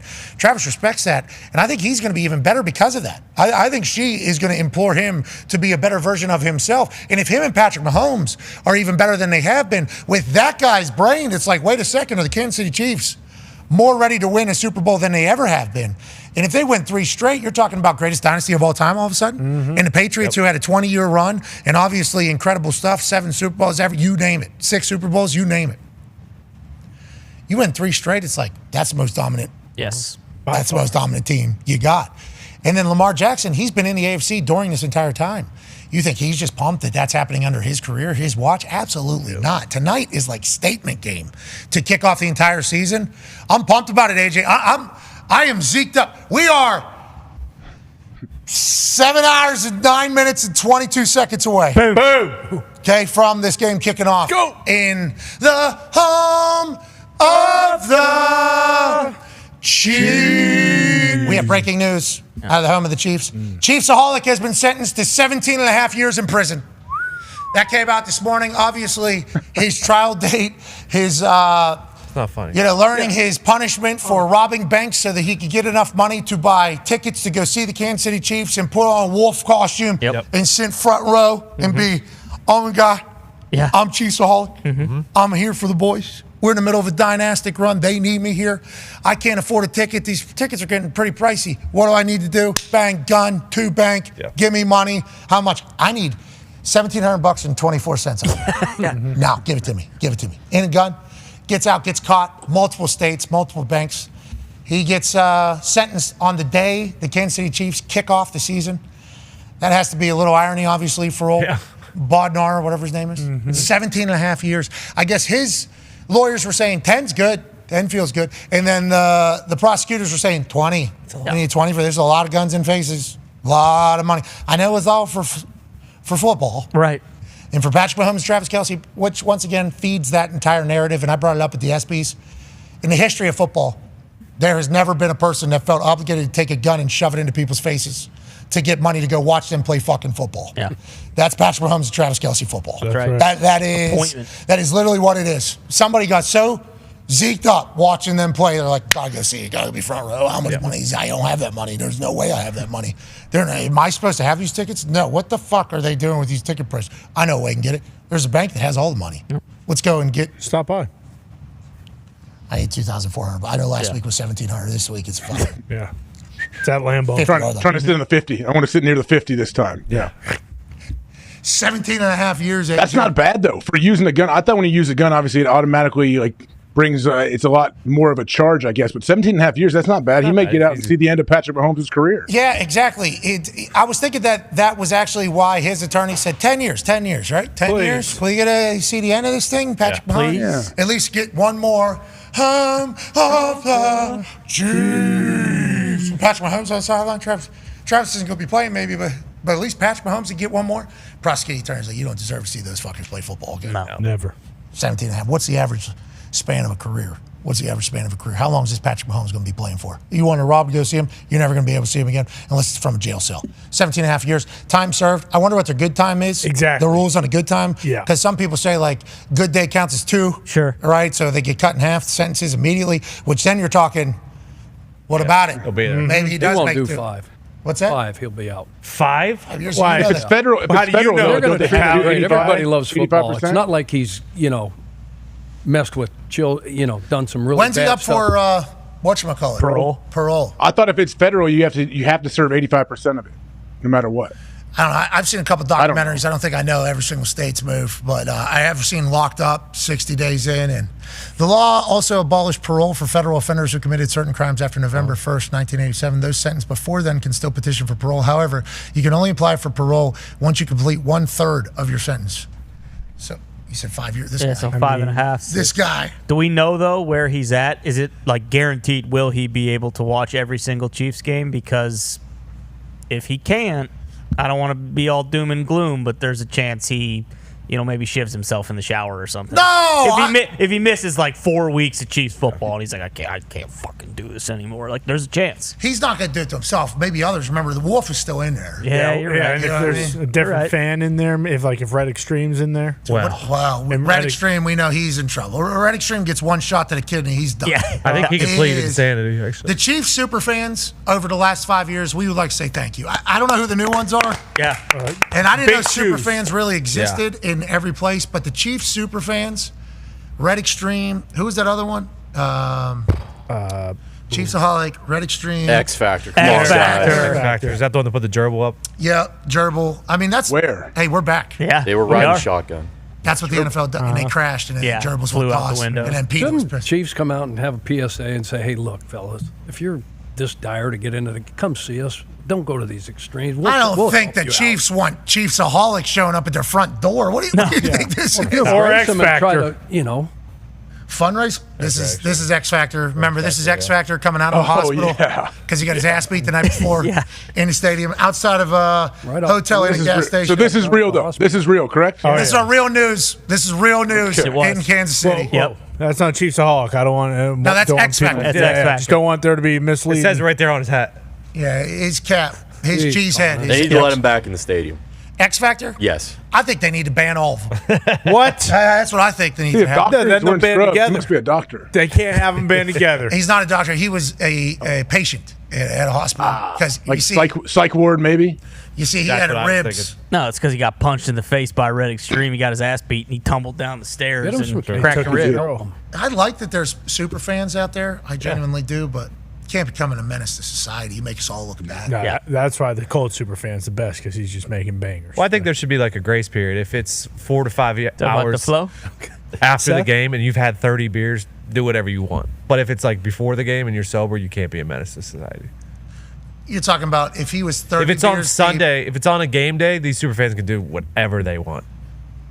Chiefs Hawk would say that he robbed a bank in the morning. Agreed. Yeah. That's what he would say. Base close. If I was his lawyer, I think he would have got off. The Colts super fan too does make bangers. Thank you. That's this is our I agree. house. Yeah. This is our team. Yeah. We love you. Look at these absolute nuclear weapons. Here's the new era of super fans for the Kansas City Chiefs. This is reported by Fox 4 News. They are on your side. I'll tell you what, this group doesn't look like there's any bank robbers in there, but shit, we don't know. You never know. I mean, front middle, he could have fooled me. That guy looks like a sick son of a bitch. Yeah, he can cut. He rode a motorcycle to that, obviously. Without I a appreciate and respect that. Yeah. I heard there was a lot of motorcycles going to Aurora, Colorado a couple of days. Really? What's going on? Yeah. Bike Fest. There was I don't know if it was a bike. Law and Order. Like Sturgis. It's coming. Yeah, I think from what I heard, but that could have just been internet. That could have just been internet fodder. Yeah, you never know. There's a lot of internet Time fodder. to set things straight. I mean, Speaking of, because the NFL's kicking off, back to the script. Oh, my God. It's going to get so loud on the internet. Yep. Tonight it starts. Oh, yeah. Oh, of course. Picture perfect fairy tale run to a third straight. That is, these refs need to be, hey, we're not using Hawkeye for first down. We're still using a chain gang, which we like. We appreciate that, especially after Hawkeye took forever. What the fuck? I thought you guys were supposed to be smart. You were supposed to be the ones. Not the point. You were supposed to be the ones that expedited everything. You got lasers in there. You got sensors in there. Why is it taking 3.5 minutes? Two 90-year-olds, okay, who haven't run all year, have a chain that is attached to each other, awkward to run with. You know, they get out there, get back. 1/8 of the time of this Hawkeye technology. Hawkeye technology embarrassed themselves. They embarrassed themselves during the preseason. Now, maybe we didn't see the best version, the most updated version. Maybe there was a glitch, which we've seen in technology over the past couple months that could certainly take some things down. But that Hawkeye technology was a big bummer. That was a massive bummer. So the chain gang's back. New kickoffs happening. I mean, there is, and once again, good news to be announced, boys. I feel it deep down in my plumes. Hell yeah. It was in my dream. It came to me last night. Yes. And I got a dream catcher up there. Okay, good. So this is a good one. So it's real. Has it been blessed? Or did you do it yourself? Holy water was thrown on it. Nice. I bought the holy water off Amazon, though, so I don't know. It's you know, Amazon, you never know. True. Got these pants from Amazon. So fashionable. Yeah, with those pants. $34. But what came to me in my dream was no injuries this year. Oh, wow. How cool is that? For anybody, every team. Every team. No injuries. That's incredible. Great dream. That's huge. Great dream. Hey, teams are very happy you had that dream. I'm sure they're pumped. I mean, my dreams have been wrong before, like every other year that we've said this before the season started, which has been every year since we've started covering the season. But this year's the year. That's cool. All the stars are going to play all year. That's right. Your team, the players that you invested millions of dollars in responsibility on their shoulders, they're playing all year. Let's They're go. playing all year. Awesome. Every one of those positions. Are we putting a basketball shot on this? No. No. Dream shot. Dream. We don't need this thing to be. We don't need this dream to be a nightmare. You know, immediately. It's not a universe ball either. It's a dream ball, and you already shot it. Bingo. Last night. And it went in. Swish. Yeah. It was actually an alley-oop to myself. Boom, Jackie Moon. Threw it up. Coffee black. Bang. Bang. How you doing? Keep it moving. That's the alley-oop of dreams coming true. Ladies and gentlemen, joining us now is a guy who will be joining us all season long. Ooh. He used to be big. Now he is slender. He used to be a civilian. Now he thinks he's an Army Ranger. Yep. Ladies and gentlemen, a mixed martial artist in rich dudes' basements, a Super Bowl champion, coach, and player, friend of the program, in the trenches host, AQ Shipley. This shirt. It's NFL. That was great. Let's go. Okay. Hey, today's the day, boys, huh?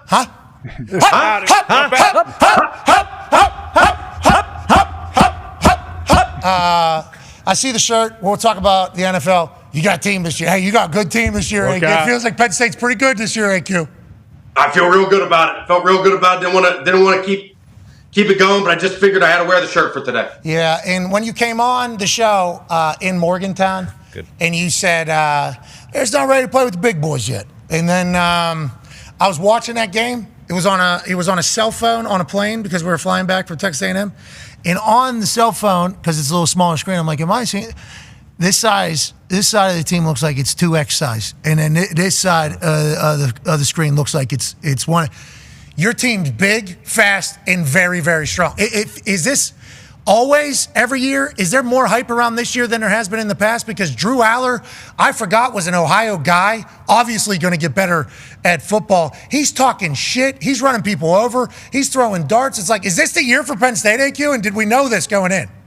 I hope so. I mean, I think they felt like last year and this year was their 2-year window. They knew Drew was a stud coming out. They were going to have a couple years with them. This new offensive coordinator, Kotal Nicky from Kansas, love him.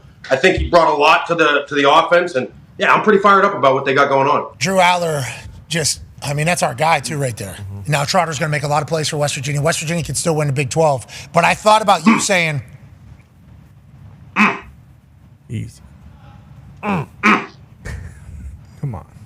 Ooh. Get off. And then he talks shit to the too. face. I mean, it is. It is hands to the face. It's cheating, obviously. And there was a 2-hour delay, so the boys weren't able to, fully get into their zone. They're a 4-quarter team. Sure. When you do 2 That was a great text by you. You texted me. You said, "Yeah, but the delay. Yeah. The delay happened. That was it. You were blaming it all on the delay. I get it." True. The boys are 4-quarter football team. Basically had 2 first halves. Yeah. We're a second half team.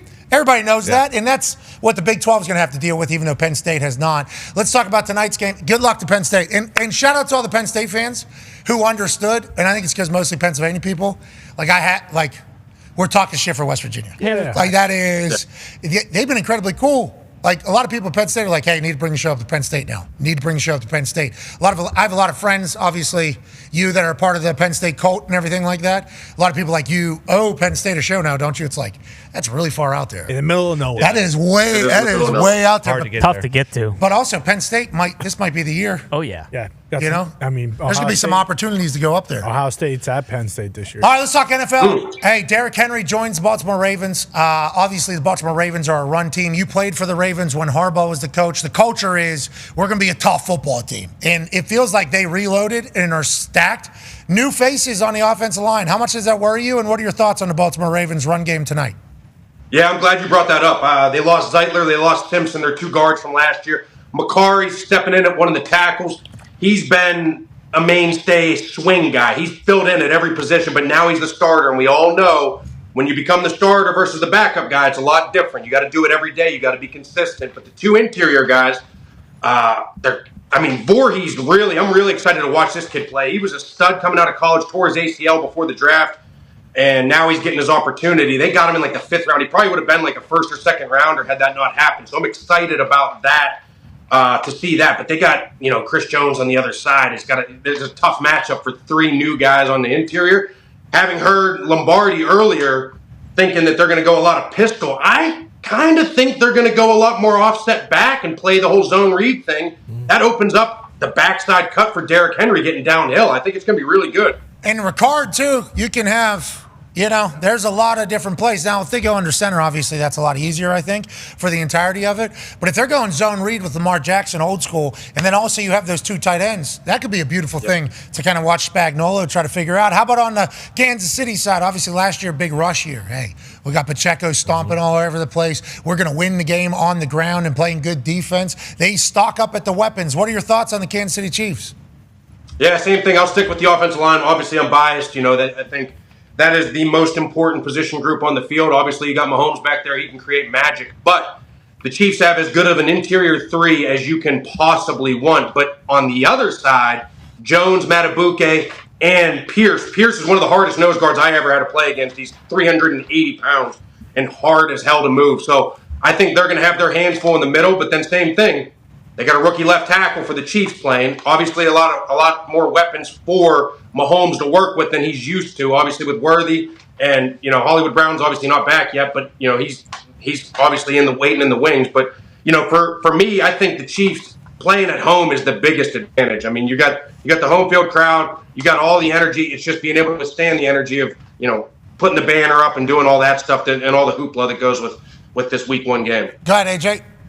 AQ, what's it like pass blocking for a quarterback like Lamar Jackson, where he's moving around? You're not exactly sure. He's definitely not going to be standing on a spot like maybe some other quarterbacks that are more stationary. Does it take time to get used to kind of where a quarterback like him is going to be? And does Lamar need to also learn how these linemen set up, how they block, and where they are going to be? Oh, interesting. I didn't even think about that. Yeah, it's a great question. I mean, I dealt with it a little bit with Kyler Murray. It's like you just never know when he's going to escape, where he's going to escape. So you're sitting there, you're just trying. All our offensive line coach used to say was just stay in front, fight, and you never know when the play is going to be over.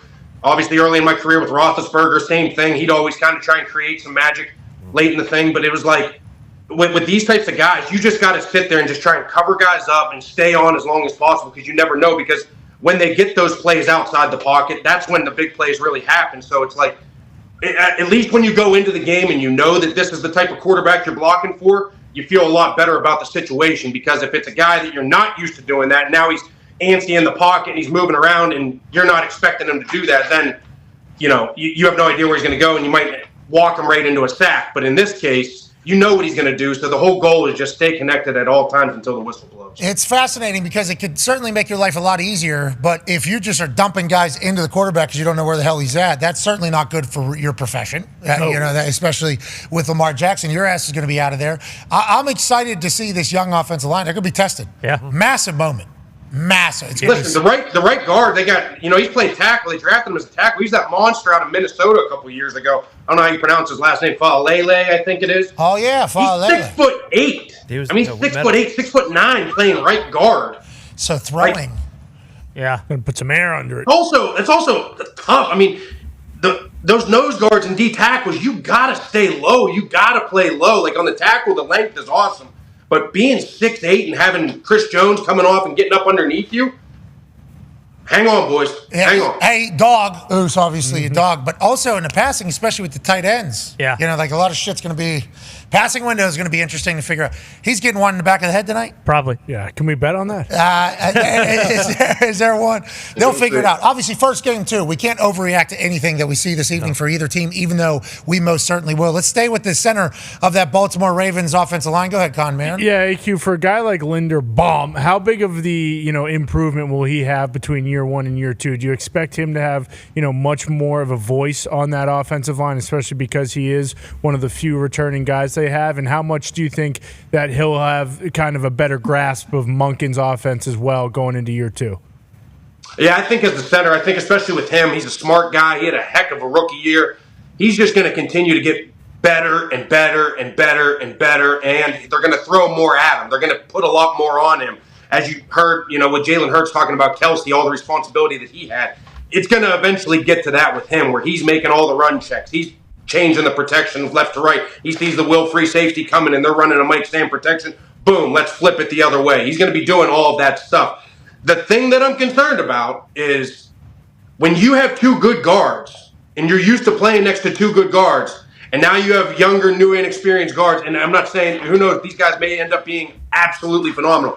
But if there's any drop-off, it makes that whole interior look different, right? And so I get a little weary about that. I'm excited to see this new group tonight. But I think with Linderbaum, he's the guy that's got to be steady, and you got to just stick with the mindset of, hey, do your job and don't do too much, because when you start trying to do too much, then your play starts to diminish. Last question here from Baltimore, from Ty. Yeah, AQ, with the young offensive line, as a guy who played and coached, how big of an impact will it have for the fact that they, obviously tragically their O-line coach, Joe D'Alessandro's passed away. How big of an impact week to week and over the course of the season will that actually have with him not being around? Yeah, I think it is going to have an impact, especially early, right? That's a guy. I mean, you saw Marshall Yonda, Ryan Jensen, some of these guys that played for him, a couple years ago. Obviously, the guys that currently play for him love him to death. But just hearing those guys talk about him too. Not to mention he's a Pittsburgh guy, Pat. Awesome dude, Joey D from Aliquippa. Rest in peace. Rest in peace. Yeah, rest in peace. Yeah. And, but they ended up going and getting a really good veteran offensive line coach to step in. I think that'll help, especially with game day operations.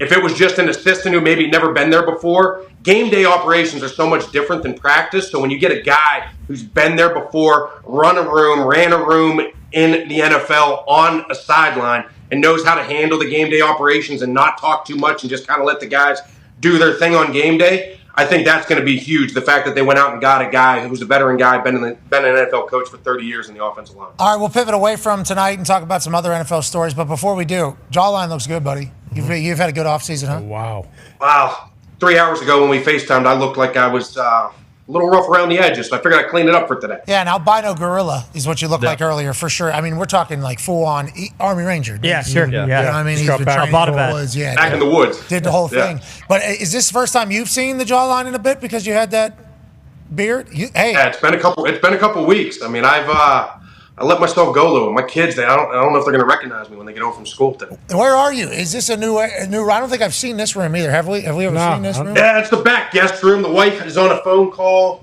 for her work, for her job, so I got delegated to the back guest room.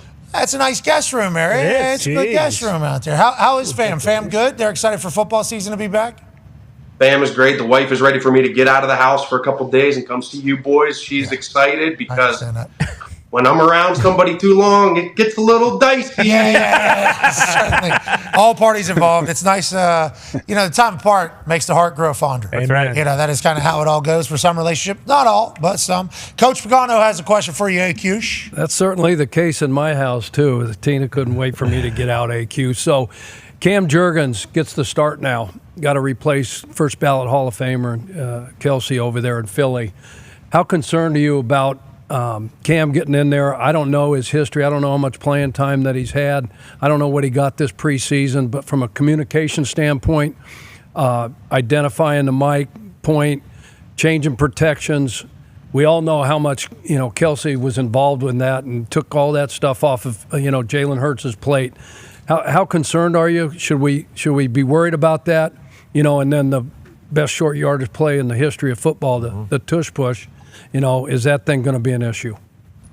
Yeah, so to start with the second part, the tush push, I think Kelsey made that play.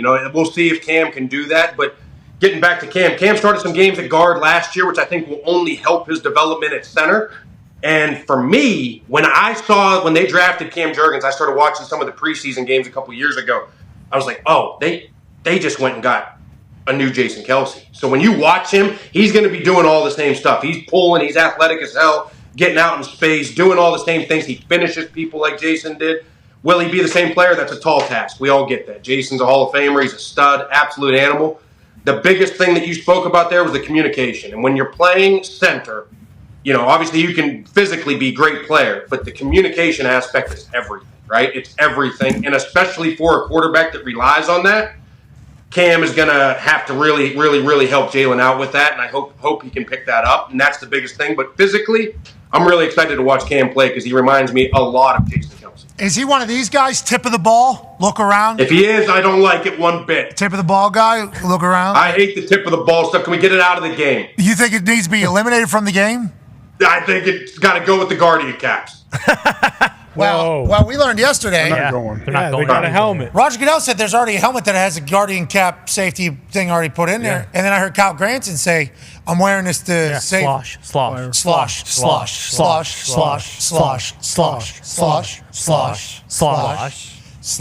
That's your brain inside your head. Did you know that?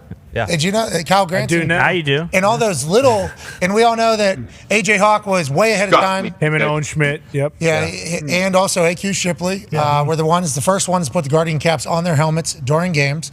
This year it'll be an option. Kyle Granson of the Indianapolis Colts tight end will be wearing one. But Roger Goodell literally told us yesterday that there's a helmet that is already made that they have approved that is same exact rating as helmet with Guardian cap. Why aren't they all wearing it then? Why don't they make them all wear it? That's Great question. The question. That was the next question. That was a big thing yesterday as I was watching Kyle Granson go through why he was choosing to wear the Guardian cap, and mad respect. He said, if I do it, others will feel comfortable to do it. It's like, awesome, you do your thing. He wants to protect his brain. Seems like a very intelligent guy. We're going to need him too. We're going to need him this year for the tight ends. But then when Roger Goodell was like, we already have a helmet that is already doing it. It's like, well, why aren't we using it? Is he going Guardian cap on top of the Guardian capped helmet already? Holy shit. Could you imagine? Double protection. Because then it is. It's like wearing bundle. two. Exactly. Yeah. Can you get your fingers inside of that and actually tackle and take a guy down? Have they has that happened? Inside I mean, if you have good if fingers. that's going to be face mask, I mean, Oh, that is interesting. Does it protect your fingers? Yeah, because now if a defensive lineman wears one, quarterback, the follow through, nice. hitting the helmet. Yeah, no more broken hands. No more. Wow. So maybe Roger Goodell needs to reevaluate this entire thing. Yeah. Every D lineman needs to be having pillows on top so that quarterbacks don't hit their thumbs. It's a good idea. Because that is so annoying. Good idea. How about when that happens in the first quarter to a team that you're a fan of? It's like, oh, we're going to lose. We're fucked. Okay. Okay, so he can't grip a football for this game. And then if that thing's fractured, okay, he's out 6 weeks because he accidentally threw. I feel like it always happens to Stafford for some reason. Stafford's always in the middle of it. Oh, yeah. Having Rodgers a couple years ago. It can happen to anybody. Yeah. I mean, that feels like an unlucky thing. Very. Because it could be your guy. 6'8" guy. I mean. Yeah. That sucks. Yeah. That's not happening this year, though. Remember? No, it's not. Dreamcatcher. Don't have to worry about it. That's not happening. Oh, my God. How did we forget already? Dreamcatcher. Dreamcatcher. All right, last question here from Tone Diggs for you, AQ. Holy shit, I can't believe I forgot. No injuries. Yeah, Kush, I know this is happening in Pittsburgh, but there's a lot of new OCs and new run schemes in a lot of new places. So Artie Smith is coming in and switching to a zone run scheme. How hard is that for an O-line that hasn't been doing the zone run scheme for the last couple years? And how long does it take for you to get comfortable as an O-line to switching to a new offense and a new run scheme? Yeah, fans need to be patient. That's the first thing I'll say. Because when you go, Pittsburgh's very patient. They're real patient. Years. Real patient. Yeah, just like me, real patient. Yeah, exactly. The big thing when you do that, right? Like, so that whole team, none of those bodies along that offensive line that they've scouted and drafted and put together as, you know, a 53-man team for the last couple of years were built to be zone guys. So now you bring in a whole new system and zone scheme system. And that's why a lot of times when these things happen, you try and bring one or two guys. Like, you would typically think that Artie would have or tried to get one or two guys that came from Atlanta or somewhere else, right? That ran that scheme, and they really didn't. So Samuala from Philadelphia was in that scheme, so he has a little leg up on everybody else. Sure. Obviously, they did a good job drafting with Frazier and Fatanu, right? Like, those guys are going to be used to it because that's what they ran in college. But you still got a couple other pieces and all the depth guys that you're hoping can really come along. And obviously, you saw it take a little bit of time in the preseason, and it's going to take some time because when you're built to be one scheme, I was not built to be a zone scheme. When I was in a zone scheme, guess what I was? Cut. See you later. Get out of here. Go somewhere else.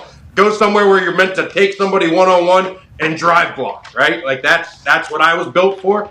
The guys that, you know, are built to do zones, right? Like, you look down at some of these guys like a Chris Lindstrom or, you know, some of the guys down in Atlanta, like, you put them in a scheme where they're meant to be drop back pass 50 times a game, and they're getting pushed back into the quarterback. So, listen, scheme is everything, and where you're put in that scheme, in that system, it has a lot to do with your successes. How do you feel tonight? What's the lean you have? Chiefs are favored by 3 at home against the Ravens. Obviously, a lot of meat on the Ravens side of the ball. A lot of new faces on the Chiefs offensive side of the ball, still with the legends at key positions. How do you see it going tonight, Akush? Yeah, I'm excited to see it. I'm really excited. This first game is always tough, right? Like, because you never know. You don't know what they're putting out there and everything. But with the Chiefs, I love the fact that they have all the experience on the interior 3 of their offensive line. Obviously, they got Patrick, they got Travis, they got the running backs, and they got the defense with Spags, and you got a lot of consistency going on there. For me, I got to go with the Chiefs. I think the Ravens are going to be good, but I think it's going to take them a couple weeks to kind of find their new regime with the new footing with all the new guys. All right. Well, we appreciate the hell out of you. Can't wait to see you on Wednesday here in beautiful Indianapolis, Indiana. Face looks great. Can't wait to hear the thoughts coming out of that brain this year. We appreciate the hell out of you. And, hey, we are a problem. Penn State. I think they're a problem this year. Mm-hmm. I think there's a chance. That 12-team playoff? Oh, yeah. Maybe 4 teams from the Big Ten? Maybe 5. Especially if they keep winning the cross-conference battles. Maybe 6 5. with the ACC. Hey, Big Ten's powerful. They're like the Pac-12 this year. You know, like Pac-12 was deep last year. Mm-hmm. And the Big Ten seemingly, I mean, let's not even talk about Nebraska. What if USC? Yeah, maybe 6. What if they USC's good now. 9 teams in the Big Ten. I mean, it's a big deal. Theoretically. There's going to be some tough football come November. Oh, yeah. In the Big Ten. Can't wait to see. It feels like the Penn State team's built for it. We appreciate the hell out of you. Ladies and gentlemen, AQ Shipley. Yeah. As we wrap up here, we got about 13 minutes left on ESPN. We'll continue on YouTube, ESPN Plus, and TikTok Live. Shaquille O'Neal will join us in about 20 minutes or so. Shout out to AQ joining us. Shout out to Lombardi joining us. I think now would be a good time to start, though, our picks for this evening. And the reason why I want to do this right now is because I think more people need to see how Chuck pieces together who he's picking where. The big conversation about this Chiefs defense is, are they going to be able to stop Lamar Jackson? Well, Chuck has some tape, and then, Chuck, I want you to go into your pick for this evening. I think you just sit there. Don't feel like you're obligated to stand up. I don't know if your microphone will actually work over there. But what is the tape you want to show about this Chiefs defense, and what is your pick for this evening? So the big, everybody's talking about Spags and his defense and about being a pressure guy, right? He loves to bring pressure. He loves the exotics, right? So this first shot, and Lamar has struggled against it. He's blitzed him 39% of the time, 55% completion rate. 6 yards per attempt, per catch. I mean, he has really struggled. So they've got to give this guy some answers because Spags is not going to stop doing it. He loves doing it. So this first one's going to end up being a 5-man pressure. They've got a penny look here. They got 3 down, 2 outside edge players. All right, Bolton in the middle. Snead, who we know they lost, right? They're going to bring him from the edge here. He loves bringing stingers. Corner fire, McDuffie from the slot. So they do a great job of giving the quarterback a lot of problems, a lot of issues. There's got to be a ton of communication. That's where this new offensive lineman, this stuff's going to come into play. So as we look at this first one, this is going to end up being 5-man pressure. They don't know who's coming, okay, by the way Spags does this. So it's going to be 5-man pressure, 3 under, 3 deep, fire zone coverage. So as we roll the tape here, going to see a lot of jet motion with Zay. So you run this thing back. So Chenal's up top as the left edge player. He's going to end up dropping. He's going to be a seam flat player. Here we go. Here we go. How's the Cowboy doing? Here we go. Right. Cowboys doing great. Okay, so they end up 3 under, 3 deep. They made Lamar hold this ball, okay? Here goes Zay. We'll get this thing. Chenal drops out. He's got nowhere to go with this. He ends up trying to buy some time.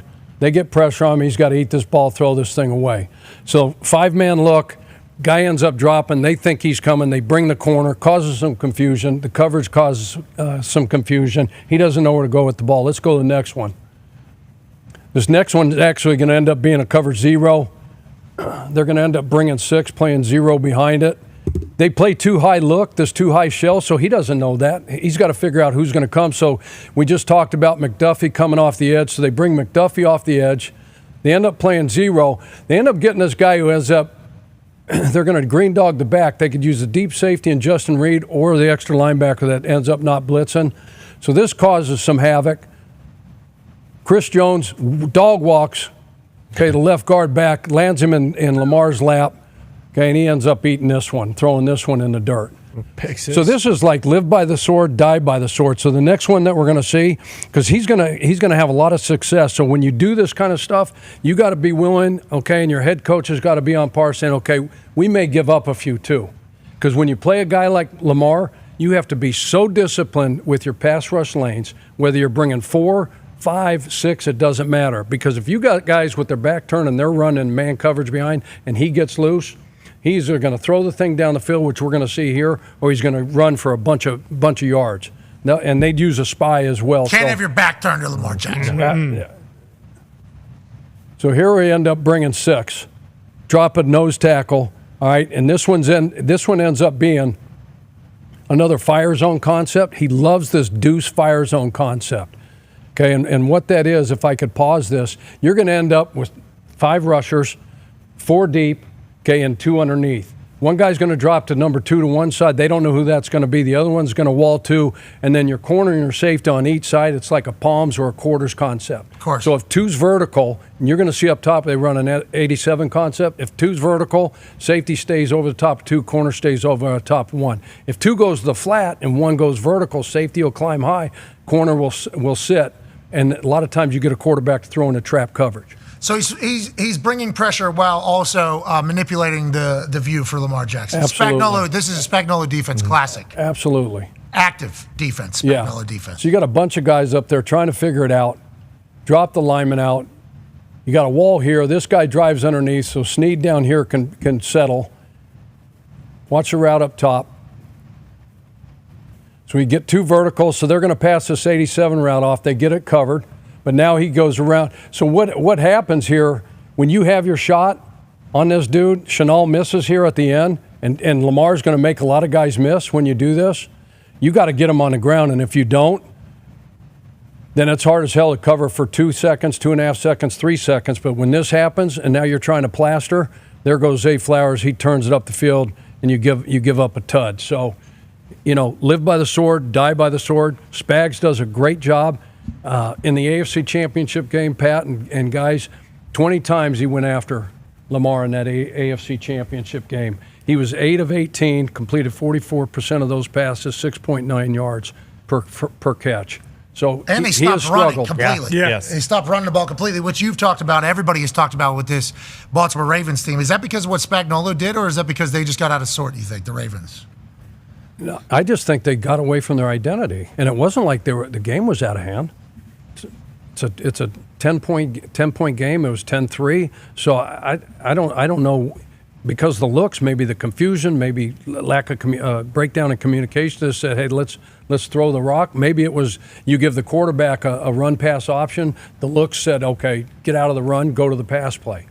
So you never know. It's like you go back to the Super Bowl, right? You got the Beast back here. You got Russell Wilson, right, against the Patriots. Yeah.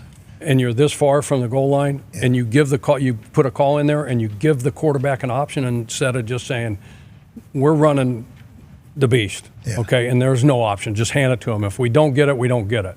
He's got a podcast, by the way, Marshawn Lynch. I assume that's going to be awesome. Yeah, it's gonna crush. I Oh, assume my that is God. going to be amazing. But we're still talking about that decision to this day. And I think that's the first time I've heard potentially that Russell Wilson was the one that checked into a pass. But if that was the case, certainly a different story up there in Seattle, especially with how everybody kind of feels. But to your point, there's a chance that you check to a pass because of Spagnuolo's he's showing 7 sometimes. But which 5 are coming, where they're going to go. Can Lamar handle it better this year than he did in the AFC Championship? Let's look at the tail of the tape. And tail, obviously, T-A-I-L, not the right one. I mean, that is that is awesome. Tail is supposed to be a story. You know, that is this is great graphic, I will say. Phenomenal graphic, 100% on me.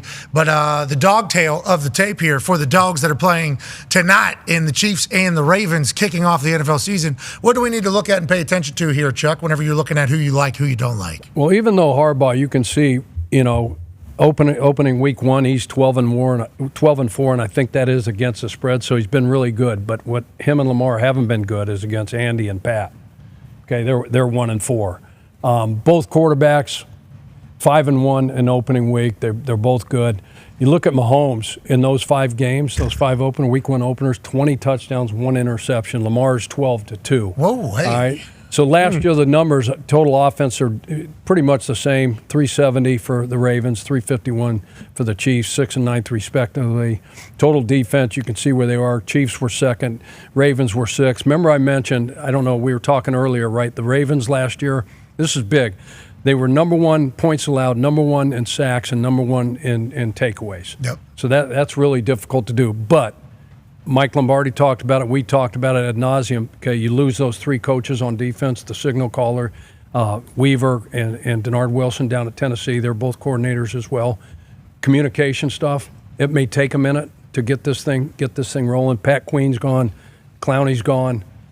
Geno Stone, who had 7, 8 interceptions, led the league. He's gone. Jeez. So, and they've got You can certainly players make the there. case, it sounds like. Yeah. You know what's incredible? As bad as the Chiefs, you know, they had their ups and downs, the drops last year, and they weren't like they were minus 11, which was tied for 28th in turnover margin. You don't at the win end of the Super year. Bowls minus 11. No, and they won the Super Bowl, and the Baltimore was first at plus 12. There was nobody better. Special teams, according to Goslin, you pay attention to 21st. Goslin, right? They're first or 21st, you think? First. Okay. Yeah, it was Stuck first. it That's to my him there. missed that, and I missed You that. got a That's dog totally tail. on me. No, it's okay. No, Hey, that's okay. totally on me. It's I'll first take one of that. the year. Yeah, First one of the exactly. year. But We that's got- bullshit. No, it's I preseason. can't miss that. We I got the can't first. miss that. It's okay. It's all right. I can't miss that. Special. Yeah, right. I mean, he is old, so. What's he doing? Push-ups? Nah, he's just eliminated getting two. Two. They're first. Yeah, plus 12 is a good number to have. I was about to say 21st. Who was I was first? Like, Yeah. I was reading the graphic. Should have seen this earlier. Obviously, all of us. That's Okay. He put it. I missed it. That's on me. So the last one, the rack quotient. Yep. You know, Mike is always talking about rush attempts and completions. Yep. And what that number, Total. and how that equates to winning. That was the AFC Championship game. Okay, because of their lack of rushing, the Ravens they had 36. You're not going to win too many games having a number of 36. The Chiefs, 62. Okay, and that's staying committed to the run, which the Chiefs did all last year. The fact that they were that high on the offense and defense yards that close whenever last year was a very down year for the Chiefs offense is certainly maybe a tale of the story this evening, a dog tale, if you will. Chuck, we have about 1:30 left here before we go off ESPN. AJ, do you have any questions for him before he makes his pick? No, you got it, Chuck. All right, Chuck. You were 11-4-1 last year on Thursday night picks against the spread. Week 1.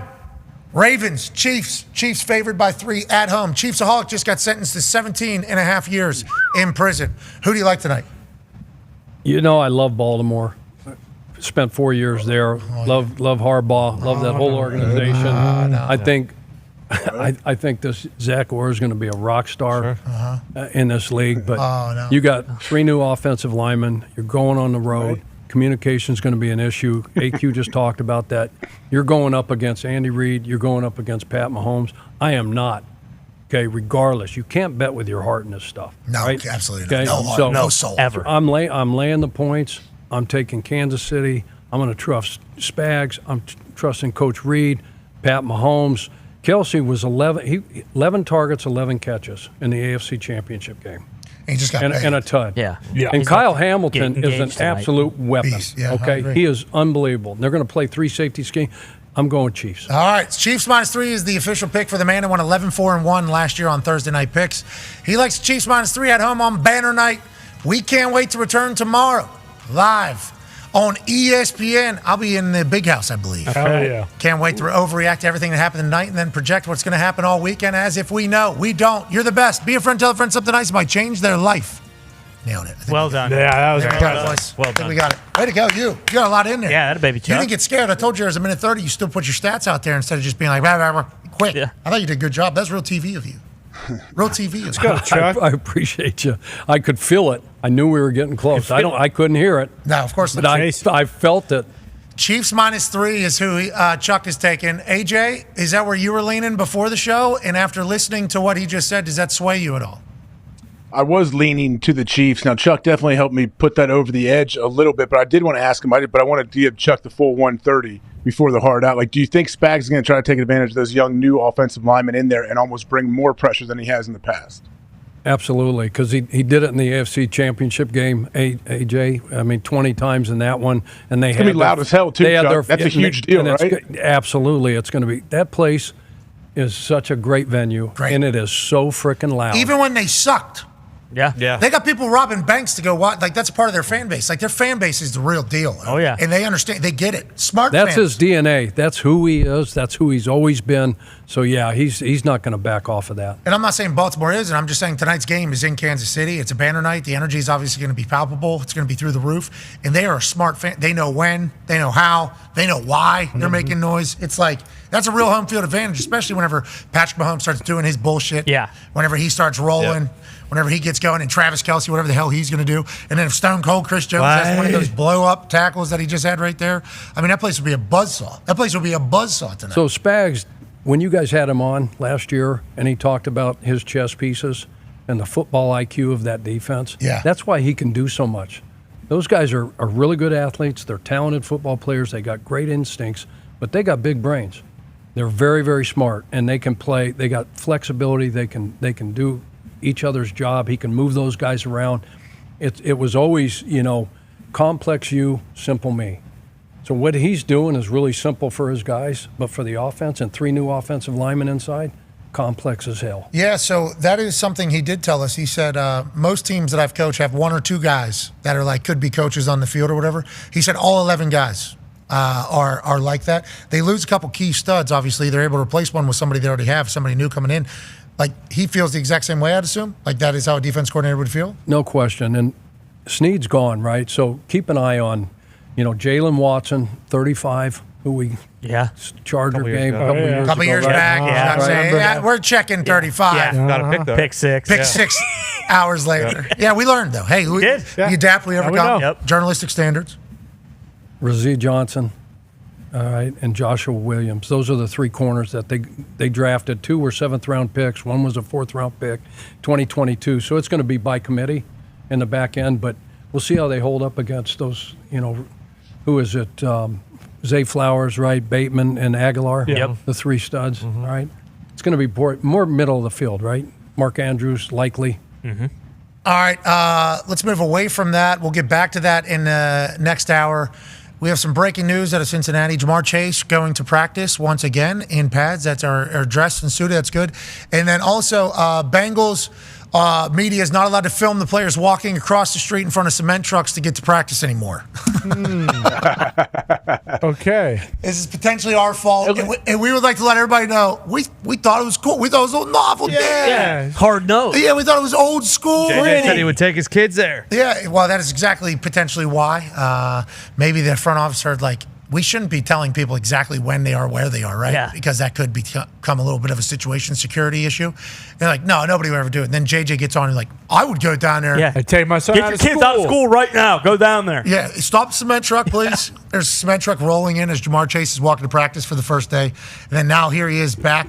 A little bit of a curb there. Obviously, let's make sure we don't roll any ankles there. Got cleats going across the cement. You're going to have to walk somewhere to get to practice anyways, especially with a big field. Downtown Cincinnati, you cross at a red light with a... Hey, Rob Ford! Hey, you Rob Ford, son of a bitch! Whoa. What do you think I Rob Ford? To push a fucking Rob Ford? They almost took out the Cincinnati Bengals before the season even started. You think Joe Burrow's going to have any weapons? Well, this cop needs to keep his eye on the ball. What are you doing? What are we doing? The fuck you doing? That's what he just. What is he doing? I know. Hands on bulletproof vest here as if it's a backpack. Just good to see the boys. Let's not make it weird. A couple fans came out today. Got to pick a nose. What? What are you doing? He's done. The fuck, That's man? his last day of work. Yeah. Poop treatment facility there next? No, that's from Ben Baby. Rocks. Yeah, making concrete, I think, aren't they? Oh, Boston Standing Gravel. Ben Baby, ESPN, Cincinnati Bengals reporter on the video once again. He yesterday had Jamar Chase walking over yesterday, so Ben Baby's on it. We appreciate you, big baby. Yeah, baby.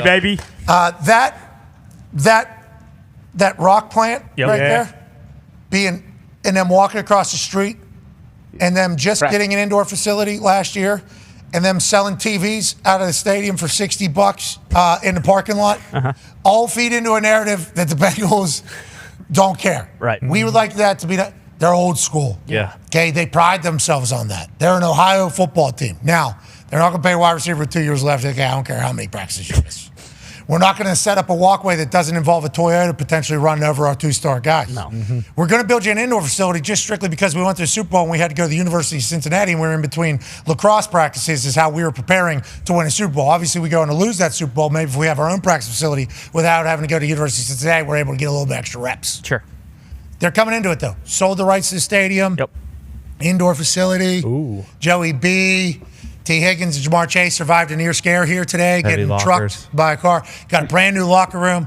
We're high on the Cincinnati Bengals.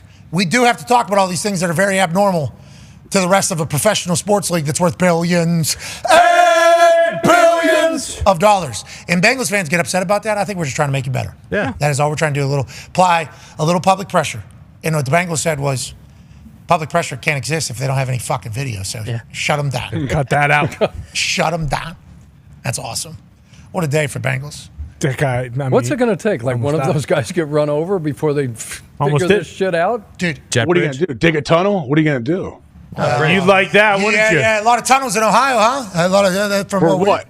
You tell I do me. love tunnels. I would love to have tunnels connecting different places I can get to, but I don't have it. Oh, really? Yeah, sweet. Yeah, okay. You do. In that lake college either. football national champion, Super Bowl champion, all-time leading tackler for the Green Bay President. Packers, tunnel enthusiast. Right. Okay, anyways. You guys think tunnels are for pedos only? Okay. What? Is that what you're Whoa! saying? Is that what you... Fuck? Relax, Walker. I didn't think that. I didn't think that Get at your all. head out of the gutter, brother. I was thinking you were thinking like narco, like get out of jail. Yeah. That's Like, islands. what Oh, a it works wild. for that too. Yeah, I guess. Jeez Louise, what a wow. You got issues, Hey, man. the It's the grass first day of looks NFL beautiful. season. The grass looks beautiful, though. The Bengals, you can say whatever you want about Already the so surroundings. offended by this. They got that southern grass somehow growing in Cincinnati. Look at it when they Well, it's that grass is Kentucky. perfect. Oh, they got that factory across the street sending all of the southern heat and soot over there. Yeah. Good minerals. Landing the entire thing. We like the Bengals. We're high on the Bengals. Yeah. We're high on the Bengals this year. And the fact that Jamar Chase is back for another year, or another practice is good news, especially because Wednesday, Thursday, Friday, this is just normal work week. Missed training camp. He'll get dropped back in there. They'll do great. Joe Burrow had a full training camp, but it almost ended for two of their stars right there. That was scary. What was he singing and saying? What do you think they're singing there? Just They're doodling looking at around their phone. Cincinnati? They're looking at their phone for sure. Welcome to the jungle, maybe? Yeah. Getting ready for the Bengals game? Oh my God! like Both us. of those Jungle guys. playing guitar. We got eyes closed. Yeah. We got everything you want. Oh shit! What was she thinking? The driver. Scotty Scheffler? Whoa. Well, that's what we're talking about. Yeah. I'm saying that's what was she's happening. listening? That's what the Yeah. driver was How do you doing. know It's a Bengals fan. Might have been watching McQuaid's pump-up video for the NFL. Certainly a chance. I mean, there's a lot of opportunity there, and we're just happy that everybody survived. Yep. And we're excited to watch the Bengals do their thing. Nick Caserio gave a 2-minute breakdown of what the Indianapolis Colts are. We'll get to that in this third hour. We'll make our official picks in this third hour, and then we'll send everybody into the greatest Thursday night that we've had in a long, long time. Hell yeah. As the NFL kicks off its season, as the Chiefs host the Ravens on Banner Night. All right, we'll be back in about 5 minutes or so. Be a friend, tell a friend something nice. It might change their life. We're in this thing together. Shout out to Ram. Hell yeah. Shout out. Truck is sick. Is that an original diecast? Yeah, it is. And I'll tell you what, the new Dodge Ram's got more power, more juice, more awesomeness, and you should be driving it. Okay? Well said. If you're going to buy a truck right now and you're not buying a Dodge Ram, what the fuck are you doing? You're a fool. That's all we got to say. Yep. Yeah. Mm-hmm. Doors open on this son of a bitch, too, if you want to hop in. Oh, yeah. Look inside, too. It's an actual entertainment console. It's got the cup holders in there. Mm-hmm. CarPlay works. This is good diecast. Oh, look at the mirror. I can even toss the mirror. The mirror was in because we had that thing parked, and it's a big boy, so not less. Sure. Just pop that mirror out, make sure you see that thing. Open the goddamn door, and then all of a sudden, look where we're easy in, easy out. Toughest truck on the road. Dodge. My grandson would Ram. love that. Oh, Bear? How old? Is he driving already?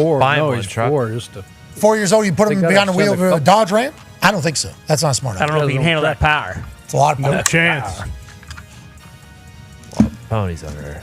Oh, climbing rocks. Wow. That's the only truck Tyler Owens drives when he wrangles tornadoes. Goddamn right. And why is that? Hey, no love in Oklahoma? Yeah. With the Soulja Boy beat? Yeah. Sick. Banger. Yeah. A lot of good music coming out right now. Oh, yeah. You're in a good time to be alive. All right, we'll be back on the other side with Shaquille O'Neal. Nice. Holy fuck. That's sweet. Mm-hmm. Yeah. Tomorrow, we'll have Sharon Moore live with me from Michigan. We'll have Wink Martindale, defensive coordinator, formerly of the Baltimore Ravens and the New York Giants for a quick stint. He'll be joining us live from the Big House. Coach Saban will be joining us live tomorrow. Boom. And there's a chance a Twister Hunter will be joining us live from a set as well. Whoa, my God. Sorry, what? Be a friend, tell a friend something nice might change their life. Take 5.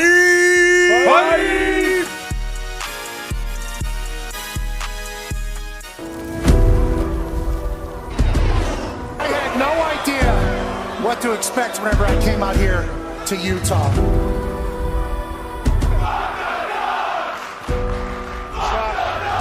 Shot that. Yeah, Shot. I can't make it. Steve Smith Sr. Ladies and gentlemen, Pac-12 champion, head coach of the Utah Utes football team. Pulling in on a Harley-Davidson Sportster, I do believe. Coach Kyle Whitting.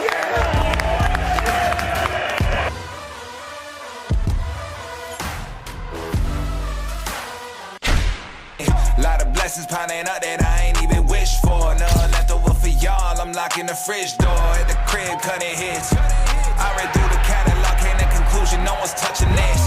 Just finished the maiden voyage, hopping off the Mayflower. Said I'm shot to kill them off, whatever the take down. Seen the boats, I'm at home. I'm selfish with the goals.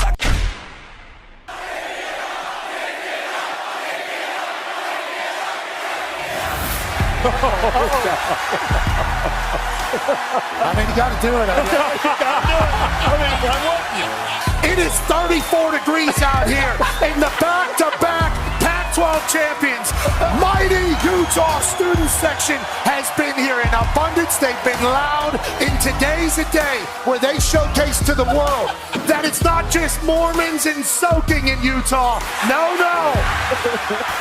It's great football and an incredible fan base. They've been so kind. I appreciate the hell out of you all. Have you ever thought something negative about a kicker before in your entire life? Yes. All right, relax, dude. Okay. Boston Connor was drinking with Dwayne Wade last night.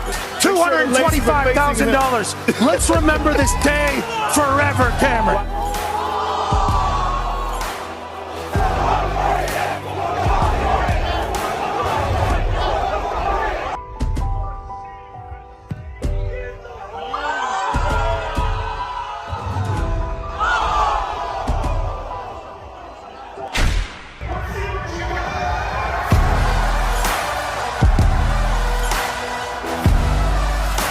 You know that 29 out of the last 30 home games that happens right here at the University of Utah The Utah Utes win. Cam Rising said yesterday, we don't lose at home.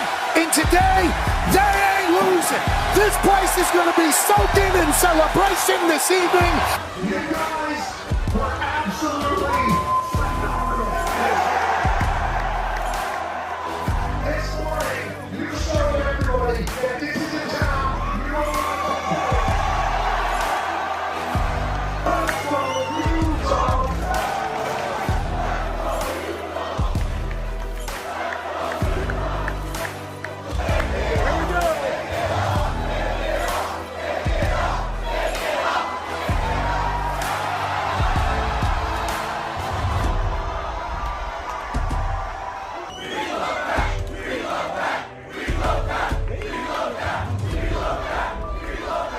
I am jacked, dude. Lighting's great.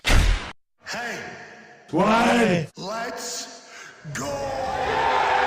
This show stinks, and the fact that you listen, we are very, very thankful for. McAfee on the line with a gorgeous assist. The all-time leading tackler for the Green Bay Packers. You ping! Damn it! Be a friend, tell a friend something nice could change their life.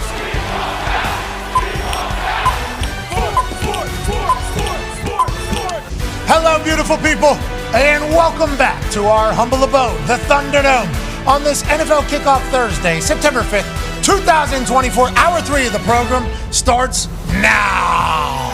Football! It's the topic of conversation because the NFL kicks off this evening. That is AJ Hawk. Great jawline going into the season. It's unbelievable. The Hawks table is here at Boss O'Connor, at Ty Schmidt. Great mustache going into the season. That thing's unbelievable. Hey, thank you. That was good. One half of the hammer, Dahn. Cowboys, AP. Tone, you got to vote in the AP awards. Sure. Let's make sure we take this season seriously, I please. do. I always do. I never thought about not taking it. A man who has spent 36 years of his life coaching football, 18 in college, 18 in the NFL. Chuck Pagano is here, Coach. Joining us now, ladies and gentlemen, is an icon in the history of the world. He's a 4-time NBA champion, 3-time Finals MVP, 1-time MVP. A man who has literally accomplished everything in every single genre of anything that has ever existed. Now he's launching something brand new, available nationwide, September 9th. The Shaq-alicious XL Gummies. Ladies and gentlemen, trailblazer, genius, Shaquille O'Neal. Yeah. I'm not talking to you, Pat. Okay. All right. I got it. I understand. I wait all this time. Hold on, let me get centered. I wait all this time to get on your show. Where's the tank top? No, dude, listen. Where's the tank top, dude? It's a little chilly outside. It's a little chilly outside. The nips. I don't want to hear that. Okay. I don't want to hear that. Where's the tank top, dude? He's going to get it. Yeah, just hold on. Just hold on real quick. Come on. To redo this. Yep, good move. I've been watching this dude's show, and the first question I say is, who the hell is this big buff dude in the tank top? And the second question is, who's the dude with that ugly mustache? Who are you? Yeah, that's me. Don't even worry about it, Shaq. I'm a big fan. That's all. Don't even have to know my name, brother. Does not matter. Just an idiot with the mustache. Hello, Coach. How are you doing, sir? Doing great, Shaq. How are you? All right. And my guy with the cowboy hat. There he is. There he is. Oh. There he is. Boom. Did it. There he is. Thank you. Mr. O'Neal, it is great to see you. Thank you. It is great to see you. I can't Nice thank to you see enough you, for brother. joining us. Congratulations on a new product dropping here on September 9th. How did we get into this? I read a couple of the things about, you love candy, you're a big kid in a candy store, but it's like all the businesses that you've been a part of, I don't know how you haven't been a part of one of these yet. It's going to crush just like everything else. How did we get here? And why are we doing this? Before we get started, I want to congratulate you on your show and your success. The good-looking dude in the other box, I don't know his name, but I know he has a pretty face. You guys, he does. You guys have a great show. You guys do great content, and I'm a big fan of your show, and I appreciate you. So now to answer your question, Very nice of you. Thank you. just I always wanted to be in this space. I grew up in Germany, and everyone knows that I'm a big kid at heart, and this was just something that I decided to do. I contacted my good friends at Hershey, and they decided to partner up with me, and this is what we came with. And every time you get mad at me, Pat, you can just bite my head off. Yeah, That's I all. see. They're actually shaped like your head, and then there's a sour Yes, they one are. that is shaped like all your nicknames. It is. We've been housing them this morning. Yeah. Oh, yeah. Just want to. They sent us like 10 bags. We've been housing them this morning. There's been a lot Thank of. you. Yeah, thank you. I mean, Yeah. we got donuts this morning. We got all this goddamn candy. I mean, it has been a fantastic morning with the Shaq-alicious XL Gummies. But this list that is on the right side of the screen here is nothing short of impressive. If a business person went to business school and was able to be a part of this many business successfully, they would be put in a Hall of Fame of business. They would have schools named after them. They would be giving speeches at every single business class and everything. You're a fucking dog, dude. You need to know that. And the way you've handled being a sports guy and business guy is something that all of us look up to. Is there more on the way? How do you have any more time or effort to push any other businesses? I saw that New York pizza last night from Papa John's. The Shaq-a-roni. With some Shaq-a-roni. I mean, it looked damn good. That's going to get me all year. How do you have time for all of this, Shaq? Legitimately, how do you have enough time for all of these things to be successful? Because they all are. Well, coming from a team sports concept, you have to delegate and you have to utilize your teammates. As great as you are on the show, the good-looking guy does his job, the mustache guy does his job. I know coach is going to do his job, and the guy with the big hat is going to do his job. So I have a team that manages a lot for me. But growing up, my father was a drill sergeant, and he used a lot of negative stories to motivate me. And the story that made him upset the most is that 65 to 70% of all professional athletes 3 to 5 years after they're done playing have nothing. And I was the one that got my family into the new situation that we were in, and I want to keep us there. It's no better feeling to just walk in a rich neighborhood and tell your mother, pick a house. No, baby, we can't afford it. Yes, we can. We can pay for it in cash. So, a lot of things that you saw over there are companies that I'm involved with, companies that I believe in. Believe it or not, if I don't like your company, I will not take your money. Yeah, respect. Yes, can't do it. So, to me, it's all about relationships and, just, doing the right thing. And I have, as well as you, we have younger children looking up to us. So we want to, show them that, you can play sports and you could also do other things, but you can still be successful. And you're not going to ask me a question? You're not going to ask me a question, supermodel face? No, he's next. But before we get to him, I just have to tell you, you're also not only showcasing young kids who can do sports and do business, you can also take care of people. The amount of people you fucking take care of just for no reason is admirable, and it inspires the shit out of me. Just want to let you know that. And keep doing it, Shaq. You crushed it. Now, supermodel home plate face, AJ Hawk. Yes. Yes. Shaq, I don't know if you might be the only person to say the supermodel face thing, so I appreciate you and you saying that. But I want to know about your whole business world with current players. We know a lot of basketball players get paid a ton of money now, and a lot of them, venturing into business. Do any of them reach out to you to try to figure out how they can get their foot in the door with these companies, how they can try to build a portfolio like yours? No. That's why I just try to do things and just try to set good examples. And, I'm a kid and, I said this a long time ago. I use jealousy to motivate me. So, for example, Luka's about to get the $100 million, right, Pat? Yes, sir. If I was him, I would just say, okay, just pay me $20 million this year and defer that $80 million. Just defer it till I'm done playing. Because that $80 million is not going to really be that $80 million after taxes. But I would say just pay me $20 million and the other $80 after taxes, just put it away. I don't want to see it till I'm 35. Like, those are the things that I would do if I was making this money now. But nobody has ever reached out. Everybody has their own individual way of how they make money and lose money and all that. But everyone knows that I'm an open door. Really? Okay. So what do you think it is? I'm a pretty talking person. You get it. You fucking get what I'm trying to say. So when I go into an NFL locker room and I see like Adam Vinatieri is the guy, I'm like, I'm going to go ask Adam Vinatieri a bunch of questions. Peyton Manning was in there. I'm going to go ask Peyton Manning a bunch of questions. And is there something you think that this next generation, like they don't think they look cool if they ask for us? Like, why do you think nobody has reached out to the Big Diesel? What are we even talking about here in this entire thing? I don't want to answer. I got all this from Magic Johnson. I saw Magic Johnson one day, and he tells me it's okay to be famous, but you want to start owning things. And I'm like, what the fuck are you talking about, man? and then I would watch him and do this and do that, and I was like, oh, that's how you do it. And then I just, took his blueprint and Shaq-ified it, and here we are. But I don't want to answer for the new generation, even though they are different. The way they think is, very, very different. But, it's understandable. It happens. The Shaq-o-matics of it all, the Shaq-tivities are certainly ones that have been How many words can you fit Shaq into? I was going to try to Shaq-tastic. I don't know how many. That is Shaq-letics. Connor has a question for you about some Shaq-leets. Yeah, Shaq, obviously you are the most dominant of all time, and, Rudy Gobert's on his way. But do you think that there's a chance that Wemby will become the most dominant of all time just because, what he's on and the pace that he's on to go with San Antonio and Popovich? I could tell you're one of those new generation guys. You have to tell me what your definition of dominance is. You tell me. Okay, mine was we're terrified of him. We have to change the rules for him. Nothing we can do can stop him. We're going to bring in extra players to stop him, and you have to be consistent with all those things at least 5, 6, 7 years. Wemby is a great player, but I don't really think you can be dominant when you shoot jumpers a lot. I think if he was an inside player at 7'5", the answer would be yes. But when you shoot jumpers, you're always going to go up and down. Coach can tell you that. But he's a fine player. I wish him well, and I'm just glad after not being in the league so long to still have my name in that category. Well, people always talk about the GOAT. There's too many names in the GOAT. When you talk about the most dominant, there's only 1 or 2 players. And I wanted to pass Wilt Chamberlain up so bad because I was going to arrogantly say, I'm the most dominant motherfucker ever. I passed him up in championship. I passed him up in points. I don't want to hear another motherfucker's name. There's more points than me.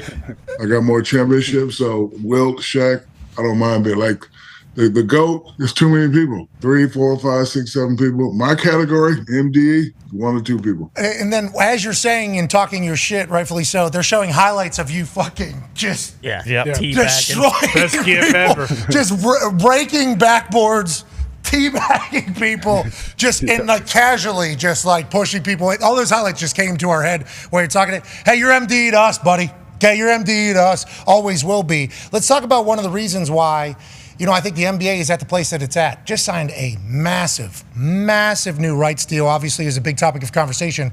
But your show is one of the reasons why the NBA is what it is. It's like an extra team pretty much in the NBA. Ty has a question for you, Shaq. Yeah, Shaq, obviously inside the NBA, everybody loves it. And I think a lot of these younger kids who never actually got to see you play live growing up, like now they just know you as like you're the incredible guy on the panel itself. But when all that stuff was happening with, I know you guys have the, another season, this upcoming season, but all that bullshit going on with where's it going to go, what's going to happen. Was there ever a point where you just kind of got sick and tired of all like the pontificating and like all the rumors surrounding it? Or were you kind of thinking the whole time like, hey, in the end, everyone knows how great of a show this is. Everyone knows how important this is to the NBA as a whole, and all this shit is going to get solved one way or the other? First of all, tough guy, I'm not answering that question until you spell pontificating. What the fuck does that even mean? Pontificating. He's got a big brain, that guy. Choose big lippers, big brain. No, so we have 1 more year left. So I am the consummate professional, so I'm not going to go left or go right. I just know we're going to do this year, and hopefully something can be arranged out to where the show continues. That's all I'm at liberty to say right now. Was I upset and frustrated? Not really, because as you guys know, when it's not in your control, it's really nothing you can do. So again, I'm going to just keep it professional. We got this one last year left. We're going to fucking make it the best show ever. We're going to give people memories, and we'll just take it from there. But I can't go left or can't right because I'm a consummate professional. My mother would be very upset. We can't wait to watch the show this next year. And I assume, as a businessman that you are, somebody's going to be able to just pick that thing. And the amount of money that show is going to get, you guys are going to get so much money.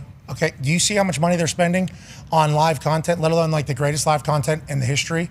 If you guys, obviously, you guys make that a business, and then that thing, Amazon's in there. So if Amazon's in, that means, that means the pockets are way down there. Yeah. The way. Hey, Pat, do you know what they call me in the podcast world? What's that?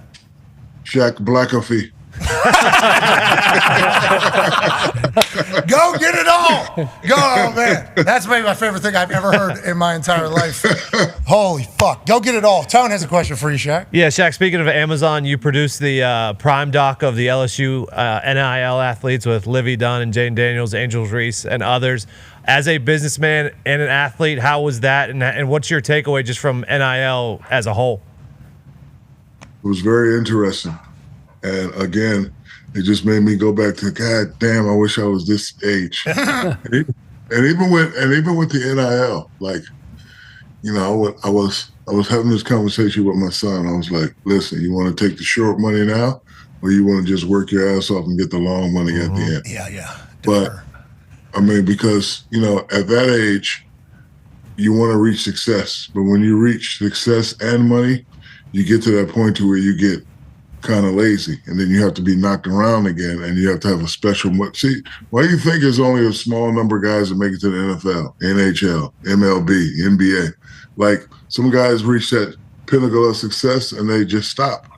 Guys like me and Pat, we didn't stop. We kept it going. So you got a quarterback making $3 million a year. What's the motivation? Think about that. Like $3 million is a lot for an 18-year-old. What really is the motivation? So I've always been able to look at both sides. I've always said that colleges are the place of higher learning. Like me, I would probably only take one check, get my mother a house, pay it off. Everything else I would have to wait, and that would be my self-motivation to say, okay, if they're offering you 3 now, what'll happen if you're the number 1 pick? Yeah. How much can you get?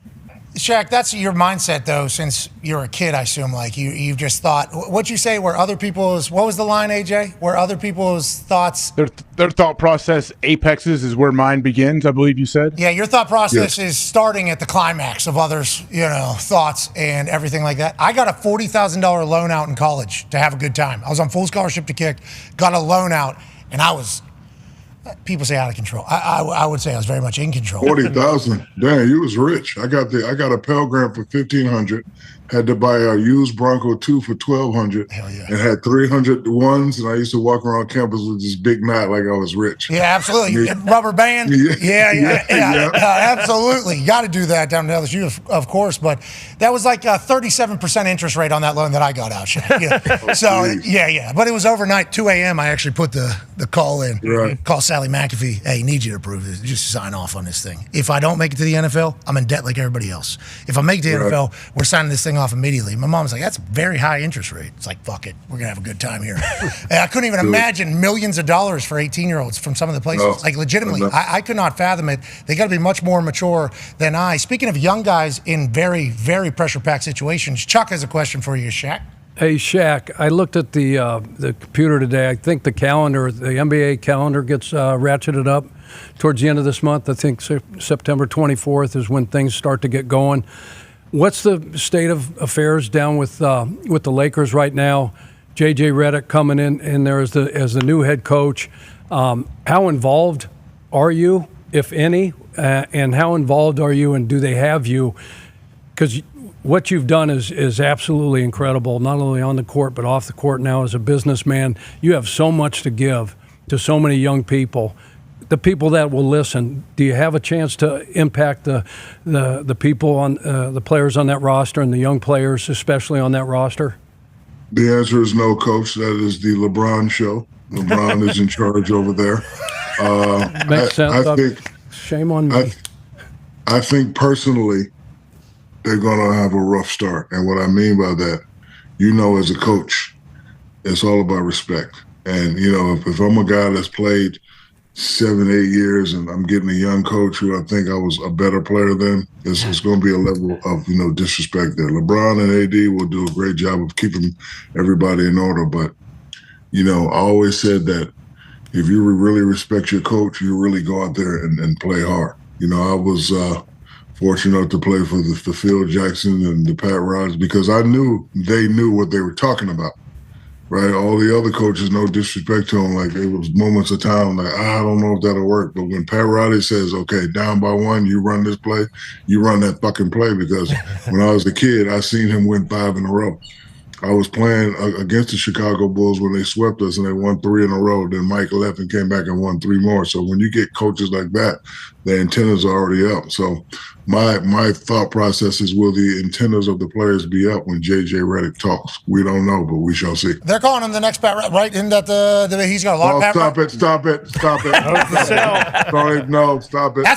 That's what basketball. No, maybe not you, but basketball people are saying that. I'm just observing and reporting what they're saying. That's what I'm telling you. First of all, JJ's a nice guy. Pat Riley is the man.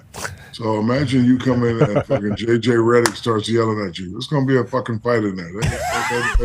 Players ain't going for all that yelling and all that screaming and all that extra running. Next Pat Riley, my ass. All right, we'll put that to bed. AJ has a question for you. Shaq, but let's say a young coach like JJ who doesn't really, he doesn't have the resume yet. What can he do, though, to earn that players' trust, their respect, where they can hopefully eventually get that? Missoula. He's a good one. Yeah. Spoelstra had to do it. He has to learn the culture, know what guys like and what they don't like. Like, for example, you can't yell at everybody. Phil Jackson was a master of that. He'd bring us in, he'd interview us, but he was really, trying to check out our psychological state. So, he would hand out these books. Like, you can't yell at certain players. So he's going to have to know each individual, their do's and their don'ts and what they can like. And if you get on their good side, they'll ride for him. But you get on the guy's bad side, that's going to make the job much harder. Again, go ahead. No, I was going to say, I know you have to go, and I'm excited to see if JJ Redick can handle it. Listen, I like JJ. He's a good friend of mine. I hope he can. The Lakers, I wish they would have got younger. I can't wait to see LeBron and Bronny Jr. and all these guys. It's going to be very, very exciting, and I wish them nothing but the luck. It's going to be a great season. And go Cowboys! Okay, you believe or no?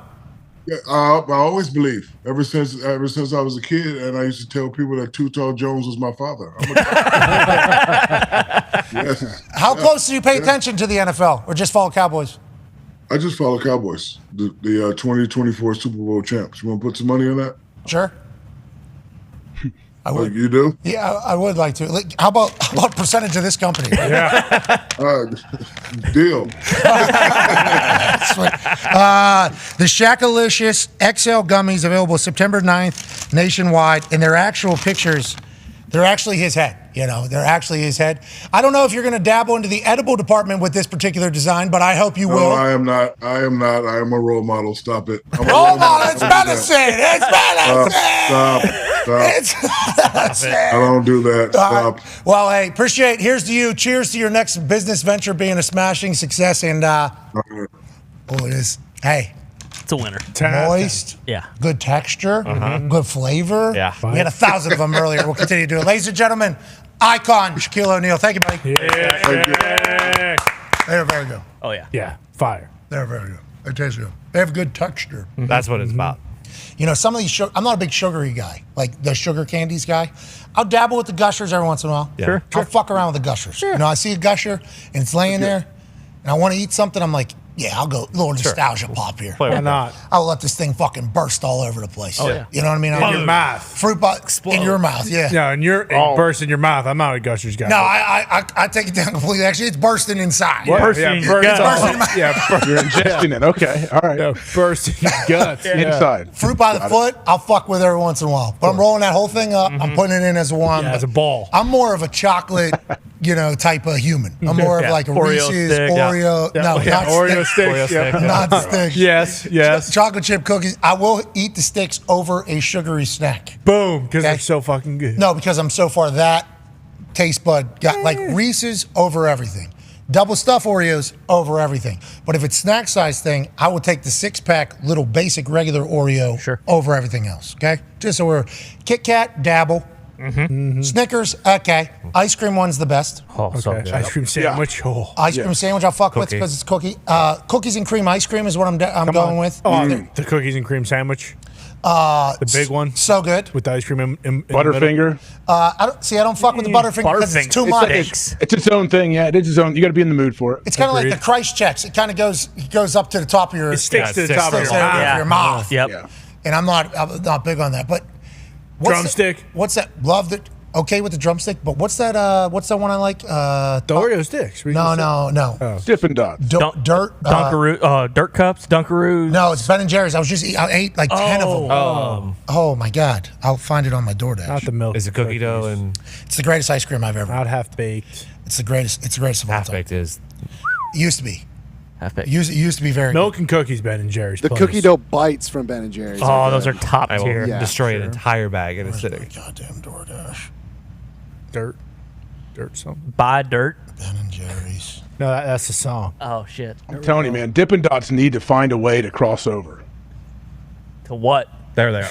And To their mainstays. Were there a mainstay? Dirt cake. It's on my DoorDash. It's Ben and Jerry's. It's topped. It has a layer of chocolate and like shit on top of it. Yep. And then there's That's ice cream chilly. underneath it. It's called dirt cake.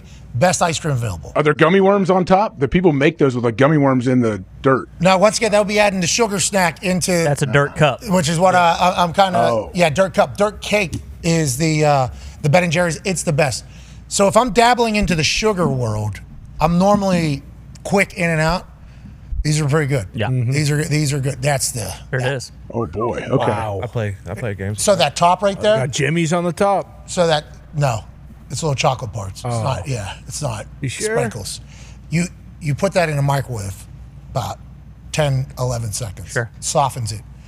You puncture the top part All and the then way you in. mix it down in, and then all of a sudden we got Oreos and. Yeah. So you got to crush the whole thing. You basically have a DQ Blizzard of your own creation. Yeah. But better. Take some Hershey syrup out on that thing. Oh, there's a milk chocolate ganache in this. I'm telling you. What? What they created here, fucking top of the line. They figured it out. In their bag. When it comes to sugar shit, this will be one I'll be reaching for. Chocolate. And we got enough, so Yep. it'll be here for the next year or so. Yeah. All right, before we get out of here, AJ, we have to talk about our picks this evening. Chuck Pagano was 11-4-1 on Thursday night against the spread picks last year. Picked the Kansas City Chiefs -3. Gave out a lot of reasons. A lot of reasons. Holy fucking a lot of reasons. Stats, different stats, deep stats. Showed some plays, what they've done to Lamar, pointed out some weaknesses for the Baltimore Ravens. Every team has them. He is just utilizing this particular time to, kind of reassure why he's picking the Chiefs -. Do you want to change? Do you want to flip-flop? Do you want to start the season with a flip-flop maybe? Absolutely not. Shaquille O'Neal didn't say anything in there that made you think maybe I'll go for the Baltimore Ravens? No. No waffle. No That's waffle. good because last year he waffled a little bit. Uh-huh. The 11-4-1, couple of those four there were because he did that whole song dance. Remember you did that? You did that. AJ, who do you like? How do you like it for the NFL kickoff game this evening at the home of the Chiefs? With no Chiefsaholic who's in jail for 17 and a half years. Yeah. So, all thoughts and prayers to Chiefsaholic, I guess. Hopefully he has a nice day. No. Remember, he stuck on. He deserved it. He was He robbing. deserved Report it. that? Yeah. He was pointing guns at people. You're right. Yeah. No. He pled guilty, by the way. He pled to this deal. Laundering money was a part of it as well as robbery and something else. There was another tax evasion back end, probably. I assume that's a part of it. evasion. So he took a deal for 17 and a half years. I wonder what they're going I to think he jaywalked in one of the robberies as well. Like the Bengals? Prick. Yes. How about the Bengals? JJ Watt asked a good question there about the Bengals. So it's a public street. We're not allowed to film in a public street because the Bengals don't want a public street to be filmed? That is a good point. Too bad. Bengals, they can ask for you not to take a picture, but that doesn't mean you have to comply. It's a public street, right? I mean, that's kind of how TMZ exists. Yeah. Do they get in their cars now? Well, what that one tweet said, it said they can't do it from the side that the practice is on. They can do it from this side of the street. Oh, so you can only get the backs of the players whenever they're getting hit by Because if you Toyota notice, RAV4. because if you noticed, all the previous videos were from the other side of the street. Now the So video that's from Bengals property. They say you can't be filming on our property. But if you want to Probably. go right over there, Go ahead. you can go ahead. You want to go to the factory, get a fucking zoom in shot from the other side? Go ahead. Go ahead. So now you can do it from this side of the street, I believe. So then we don't get the facial reactions, almost getting hit by a car here in 3, 2, 1.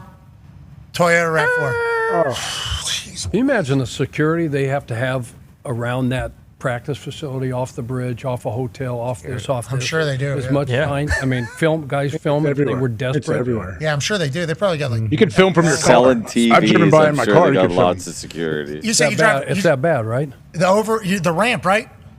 Yeah, there's multiple. You get a beautiful view of the whole practice facilities. Do they have a fence with like the black tarp around the I mean, yeah. So you see they got beautiful trees surrounding it, so you can't like stand outside and look in, but you could definitely get an elevated position and check it out. How about the Dallas Cowboys giving tours of their facility during the day? That's crazy to me.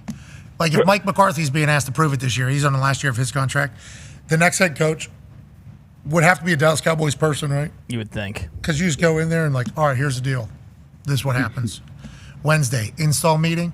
Very important for you and the success, but also people pay a couple $1,000, they get to sit in on that. Yeah. So that's why we're worth $11.5 billion and everybody else is worth $6-something billion. Mm-hmm. So you're just going to have to deal with that. I think that is a very big disadvantage. I mean, the part, or what is it, the office building too? To the practice facility? Let alone just people who just sit up there all day. You know, the tours are one thing, but I think that is a disadvantage personally. And I might sound like an idiot to Cowboys fans. And once again, Cowboys fans, I went to bat for the Cowboys on TV a lot last year. I love Big Mike. I love Dak. People just wandering the facility during the workday. Nobody else has to deal with that in the NFL. So I guess you can act like it's a benefit and a plus because the valuation goes up. But I assume every coach in there hates the shit out of it. All you talk to your guys about is just eliminating distractions, right? But here's ownership, here's the organization creating so much. What you see, say, and hear here stays here. Stays here. Unless you paid $5,000 for a ticket. Yeah. Then you go right to that weight room. You lift some weights with the boys. See how they're doing. Legit. In this entire thing. 11-point-something valuation, $1 billion valuation. Coach McCarthy's not going to be leading the team meeting today. It's going to be this guy who's Jake from State Farm. Yeah, exactly. Yep. Mayhem from Progressive. Right. What if he did a full skit in the team meeting? Progressive paid $10,000 to do that. Yeah. So we're going to take that every time. Okay, you can delay your meeting 4 minutes so fucking Mayhem can roll down the steps. Want your contract? Yeah, okay, that's what we could do. You want your contract, Mike? Anyways, let's get away from that. Let's get back to the game tonight. Kansas City Chiefs, Andy Reid runs a tight ship. Harbaugh runs a tight ship. Here we go. Both teams are hoping to win the Super Bowl. Obviously, Chiefs would win 3 straight if they were able to do it. First time in the history of the NFL. The Ravens looking for a Super Bowl since Ray Lewis and the boys were able to accomplish it almost a decade ago. How do you feel? Who do you feel? And what do you think happens tonight, AJ? Well, with all that being said, I was leaning Chiefs before I heard Chuck, go into his whole situation and laid it out beautifully. I like that second play. I believe he showed zero blitz. I saw Tranquil pick up Mark Andrews up the seam, run a little stick right at the first down marker. Like if you can do that, and I think Tranquil obviously is. I think he is a very undervalued player where people don't give him the props that he deserves. He's awesome. I think the whole defense is really good. Chris Jones, I think he's unblockable. He's one of my favorite players to watch. I love watching him play. So I'm going Chiefs -3. I think Ravens having a couple new offensive linemen, I think they're going to be great. But like AQ said, it may take a little bit of time, and the crowd noise is going to be awesome. Can you imagine, like when the Ravens have the ball on third down, that place is going to be crazy. Over or under? I'm going to take the over, actually. I know the under's trending, I guess. But give me, it's what, 46? Something 46 like that? and a half. Give me the over. Okay, so you got the Chiefs in the over of 46.5. So does Chuck. Chuck, you like the over or under? Over. Over. Okay. Chuck and AJ seeing the field the same exact ways. Yeah. Wow. They're in the same building. They got the same views. Holy shit, to start this entire season. I saw the talks at tables, Boston Connor shaking his head the entire time.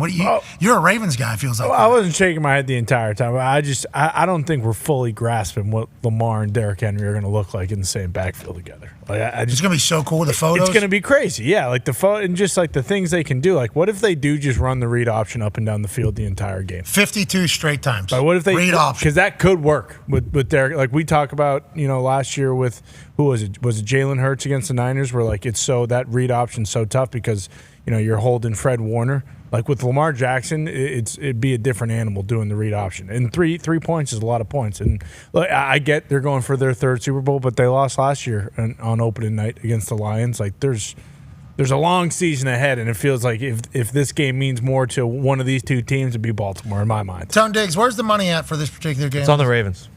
How much? Like you said, an overwhelming amount? I love that now. 65. Oh, geez. 65% of the money is on the Ravens +3. Yeah. Okay. AJ is on the Chiefs -3 in the over. Chuck's on the -3 in the over. Give me the Chiefs -3 in the under. Okay. Wow. Okay. A cagey match, you think? It might, I don't know. Let's see if they stumble out of not stumble, but like end of the first quarter if it's 3-0 or something. Fuck that. Give me see. the over. Hold on. What am I talking Well, what's the weather though? Is there weather coming? Is there rain coming? Second half. Maybe. Give me the under. I'll take the Chiefs and the under. I like that. I would like to go over though. So this is me just potentially helping, the universe operate in a different fashion. Yeah, potential thunderstorms coming. I don't know if Glenn Powell's going to need to be out there. I don't know what the breeze is going to be like in Kansas City, but late thunderstorms could bode well for the Ravens, you would think, with Derrick Henry in this entire thing. Whoa, what a game tonight. All right, so we're all on the Chiefs. That's fun. We love Baltimore, though. Yeah. Both teams are going to have great seasons. That's the bottom line. Let's call Phelps. No, he's a big-time Ravens fan. He sent me a text earlier. He got shouting out Patrick Ricard, got me fired up. Hell yeah. Who's that? Phelps grew up in Baltimore, He's a big Ravens fan. He, what's that? I thought, Patrick Ricard? Are you kidding? Patrick Ricard's fullback, 275-pounder. You No, didn't talk I about him said at no. all today. You're talking about Phelps. You didn't talk about him at all today during any of your breakdown. We got a rookie here. We got a rookie here. We got a fucking tackle in the backfield playing fullback. I mean that's probably what Ravens fans Doesn't care about the Didn't fullback know position. one of those guards was 6'8", 380 either. We met him at Minnesota when he was a freshman. Freshman first before he even played football, right? Wasn't he huge? Massive. Massive oos. Just had a couple juicy Lucy's. Very cool. We did have a few juicy Lucy's with the whole thing in the shot. Oh, Minnesota yeah, was so cold. Can you see Chris Jones getting under his chin? Yeah. He's used to that. He knows that's coming. Yeah. He knows that's coming. He's been taught. Linderbaum might also just eat up 3-4 guys on the D-line himself. Why is that? He's a fucking dog. He's from Iowa. And he's a tough cuss. Mean cuss. He is. John Deere guy? We found a high-quality photo of the person who almost took out T. Higgins and Jabbar Chase today. Okay, there she is. What's going on? She has a Bengals shirt on, it looks like. Trying to say hello. Oh, she's looking at the cop right now. Like, what? Yeah. You didn't tell me to stop, pal. I was trying to hit our 2-star receivers. Cop, why are you slowing me down? They were off the fucking road. So we're stopping for people that are on the sidewalk nowadays? I didn't know that's what we do. I don't know that's what we do. That was obviously a little bit too close for comfort if you're a Bengals fan. But she probably has her side as well. Oh, yeah. I'm listening to Welcome to Jungle. We got fun and games. I'm playing the air guitar. How am I supposed to pay attention to driving? Sunglasses. If somebody's on the sidewalk, I'm supposed to care? Okay. Yeah, right. T and Jamar didn't even turn around. They're wearing pads. She's like Deputy Dog wasn't doing his job. He was. Deputy Dog. That's good. Deputy Dog. Did you see him? He had his hands like his He's back. like- He was looking the wrong way. He looked I'm of a on the sudden- Bengals security front. This is easy. Nobody's going to hit a fucking Cincinnati Bengals. Oh, fuck. Hey, come on. Lady. Have a good practice. Watch Deputy here. Man, look how cool I look. Jamar Chase T. I'm a cool What's cop. up, guys? I'm a cool guy. I got your back. Don't worry about it, boys. Let's have a good practice out here. Good to see Jamar. Whoa, shit. What the fuck you doing? Come on. Field. All right. I think Bengals by 1 million after seeing it. Whoa. T's I don't know tall. about that. All right, let's get out of here. We'll be back tomorrow. Chuck, you want to do a football toss for a giveaway here to launch us into the 2024 NFL season, the greatest NFL season there's ever been? If you throw a football into, where do you want to go? That hoop. All right. Really? He was practicing earlier, right? Weren't you? On that hoop. You were practicing earlier, were you not? I threw a couple. Which way? Both. Oh, okay. Oh, like that. Never mind. Like Never mind. that. All right, so we scouted this thing out. If Chuck Pagano, a man who has coached football for 36 years, 18 in college, 18 in the NFL, can put this football into that hoop right over there, we'll give 25 people $500 to kick off this glorious NFL season. All you got to do is put it in for the people. Chuck Pagano! Bap, bap, bap. Oh, man. That looked good. Yeah. Wait a minute, he's a little bit more diesel this year. I don't know if you've seen Yeah, it. no, The quads are a little thicker. He's been on the Peloton. He's been putting some weights up in the weight room up top. He said, I need to stop at the Hawk House next year so I can flex my muscle. 25 people! You're all over it. You're in Chuck. it, though. Yeah, you got it. Good for the U being back, Chuck. He's dialed. Coach, AJ has something he wants to say to you. Yes. Chuck, you're going to make this one. Third try's the best. Good luck. Third try's the best. Third try's the best. Third try is the best. That's just like when Matt Hold on, Damon hold on. said there, Hold on. fortune favors the brave. Yes. It's like they didn't say that. Whatever came from that company, whatever happened. They went out of business. Yeah, I think it didn't work. Was that the one where the guy was doing all the illegal stuff? Sam Bankman. Was that Sam Bankman? Was that him? Was it FTX? I don't know I don't if it was remember. FTX. Is he in jail? Oh, that yeah. guy? Well, so they say. Favor fortune, or fortune favors The brave. the bold, Matt Damon said. I was like, that's wrong. I'm not investing with you guys. And you said third time's a good one. Yeah. That's wrong. I'm not investing in that one. I think this one's probably not good. But with that being said, third time's a charm, Chuck. Let's go. Yeah, Especially for Chuck Pagano. You fixed it. This isn't the third time. This is the first time. Yeah. People that are going to see this clip have no idea that you may be at practice before the show started or while the show has been happening. Right. But if you put that football into that hoop right over there with a beautiful Rolex watch on that left hand, geez Louise, you look good. 25 people! Oh, Maybe we don't have the juice. Maybe we don't have the juice. Holy shit, didn't expect this. Figure it out. You're there. Just put the ball in the. Ladies and gentlemen, if Coach Chuck Pagano puts the ball, shit, he missed the one. back. Bonus ball. Chuck, it's gone. It's gone. It's gone. No, No, you can't touch the floor. Lava. Fucking wake up. Ladies and gentlemen, this is Chuck Pagano. He's a great Italian. He won an award for being a great Italian. If he puts that football, I want for a different tackle. Right at it. You're attacking the safety. I like that. I don't like what you're doing there. Okay, Alabama ball. Alabama ball's had some success with you. With what they just had with Susanna at their practice, whenever they gave her a touchdown, she earned it, obviously. But with all the vibes coming out of balling on the plane. Oh my God, I was balling here. We had to pivot away from that to go to the girl at the U.S. Open because we all did. I was crying. I was crying my eyes out. Those moments get you. That's like in between quarters at those NFL games when they do like the military surprise return. Awesome. I'm out there warming up, just crying my fucking eye. I'm like, what are we doing? We can't. And then you like have a kid go running up and like stand right behind, and the dad bends over, picks it up full thing. He's like, they haven't seen each other in 8 months. Yeah. It's like, oh my God, just bawling my eyes out. With that being said, for the good of Alabama, roll tide. You put that ball into that hoop right over there. 25 people win 500. That's embarrassment. That's an embarrassment. That was tough. You got Where'd that one go? At least hit the backboard. A little rust from the offseason, huh, It's Chuck? all right. Hey, for week 1, we're only getting better. Is there another ball? I mean, he's so old. The more balls he throws. Is this the longest you've ever gone without throwing a football? Throw a Duke. The less chance he has. Longest Been 8 you've months since you thrown a football? Holy shit. Football guy, huh? How was the golf game? Any bocce? Definitely. There's a microphone. There's a microphone. Shot 82. 82 was my low this summer. That's pretty Wow. Low 80s. Okay. But you never know who's going to show up. You know, golf is. Yeah. How about bocce? People might Bocce? die. You do any bocceing? We won. We had a bocce tournament at that deal. You play the pepperonis? We won Yeah, our play first pepperonis. Relax. They were in the semis last week. I don't know if they won or The not. Penn Hills Pepperonis? My father's team. I don't know about the Penn Hills. The fighting. What's your father's Let me name? text him, see how. The fighting. Let me ask. Have you heard about this? Pepperonis are in the semis again? The Pepperonis are from Penn Hills. That is not the one that Tevin Diggs, who's the leader. The Coach fighting Diggs. Ganooch. No, that is. I think that's from down there in Knock. The fight. It's a fighting something. What's the name of the? I don't know. You guys say it's one thing, but I don't know if that's true. It is one thing, okay, and it's the fighting somethings. What? The fighting what? I'll ask him. Look, today. On the bocce court, they're not scared to fight you. No, they're not anywhere. It seems like They got bamboozled by some bigger rocks in the bocce court that they had to play the finals in, so they didn't win their 15th straight Yep. Eastern Hills Championship of Pittsburgh bocce tournament thing. But Coach Diggs got the boys back. Oh yeah. They're rolling the ball nice. You know, close only counts in horseshoes, hand grenades, and bocce. Right. And that's kind of the whole part of the entire game. Is get that motherfucker close to that little one. Coach Diggs and the boys, the fighting.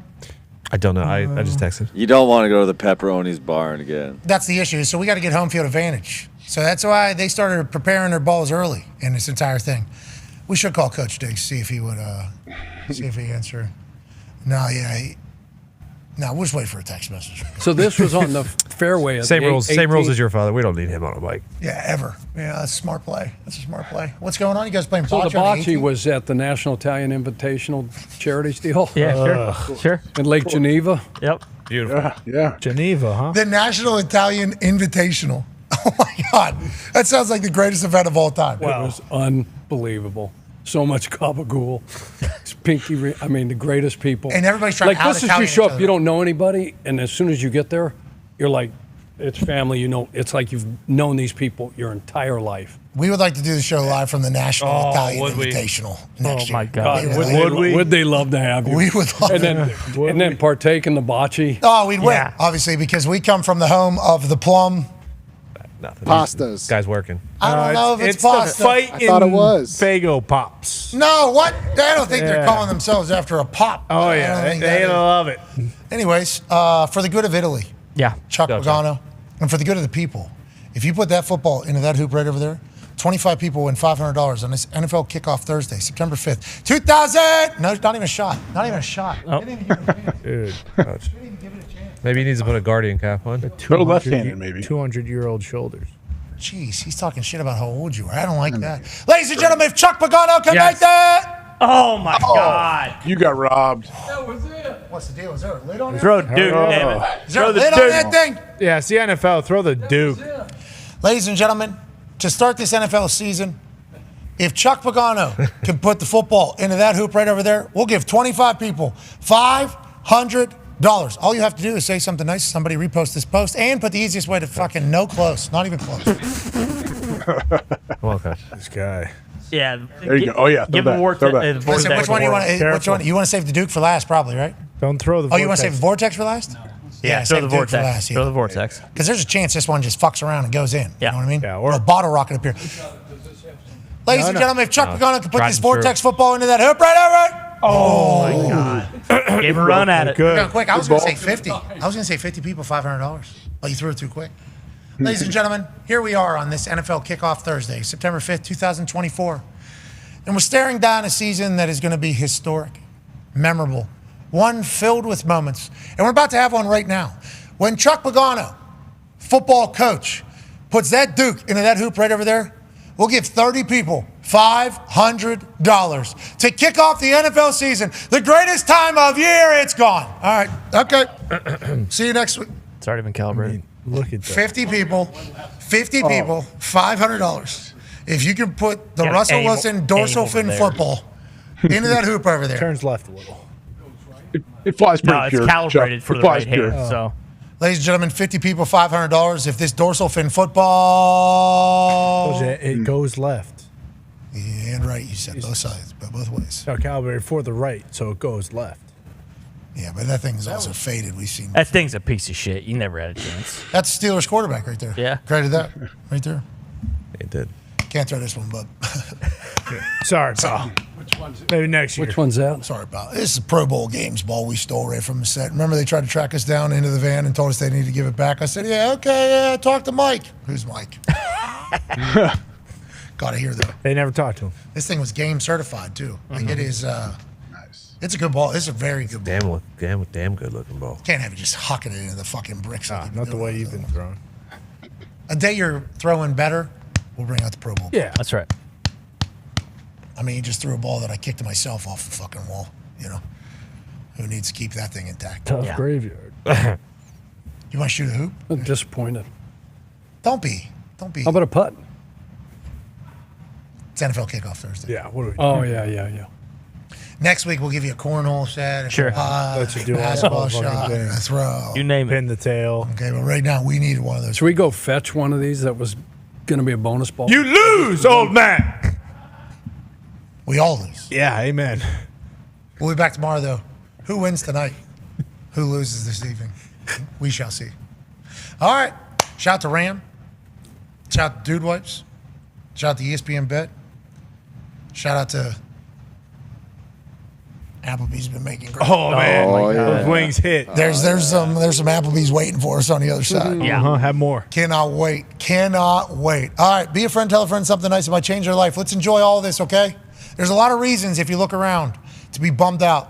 There's a lot of things in life that suck. We're in football season. This is awesome. Let's remember that. Let's escape life a little bit as we watch these boys put on a show this evening, 8:20 Eastern on NBC. And let's remember, we got 5-6 months of greatness ahead of us. Let's enjoy it all. Be a friend, tell a friend something nice that might change their life. We're in this thing together. Team on me, team on three.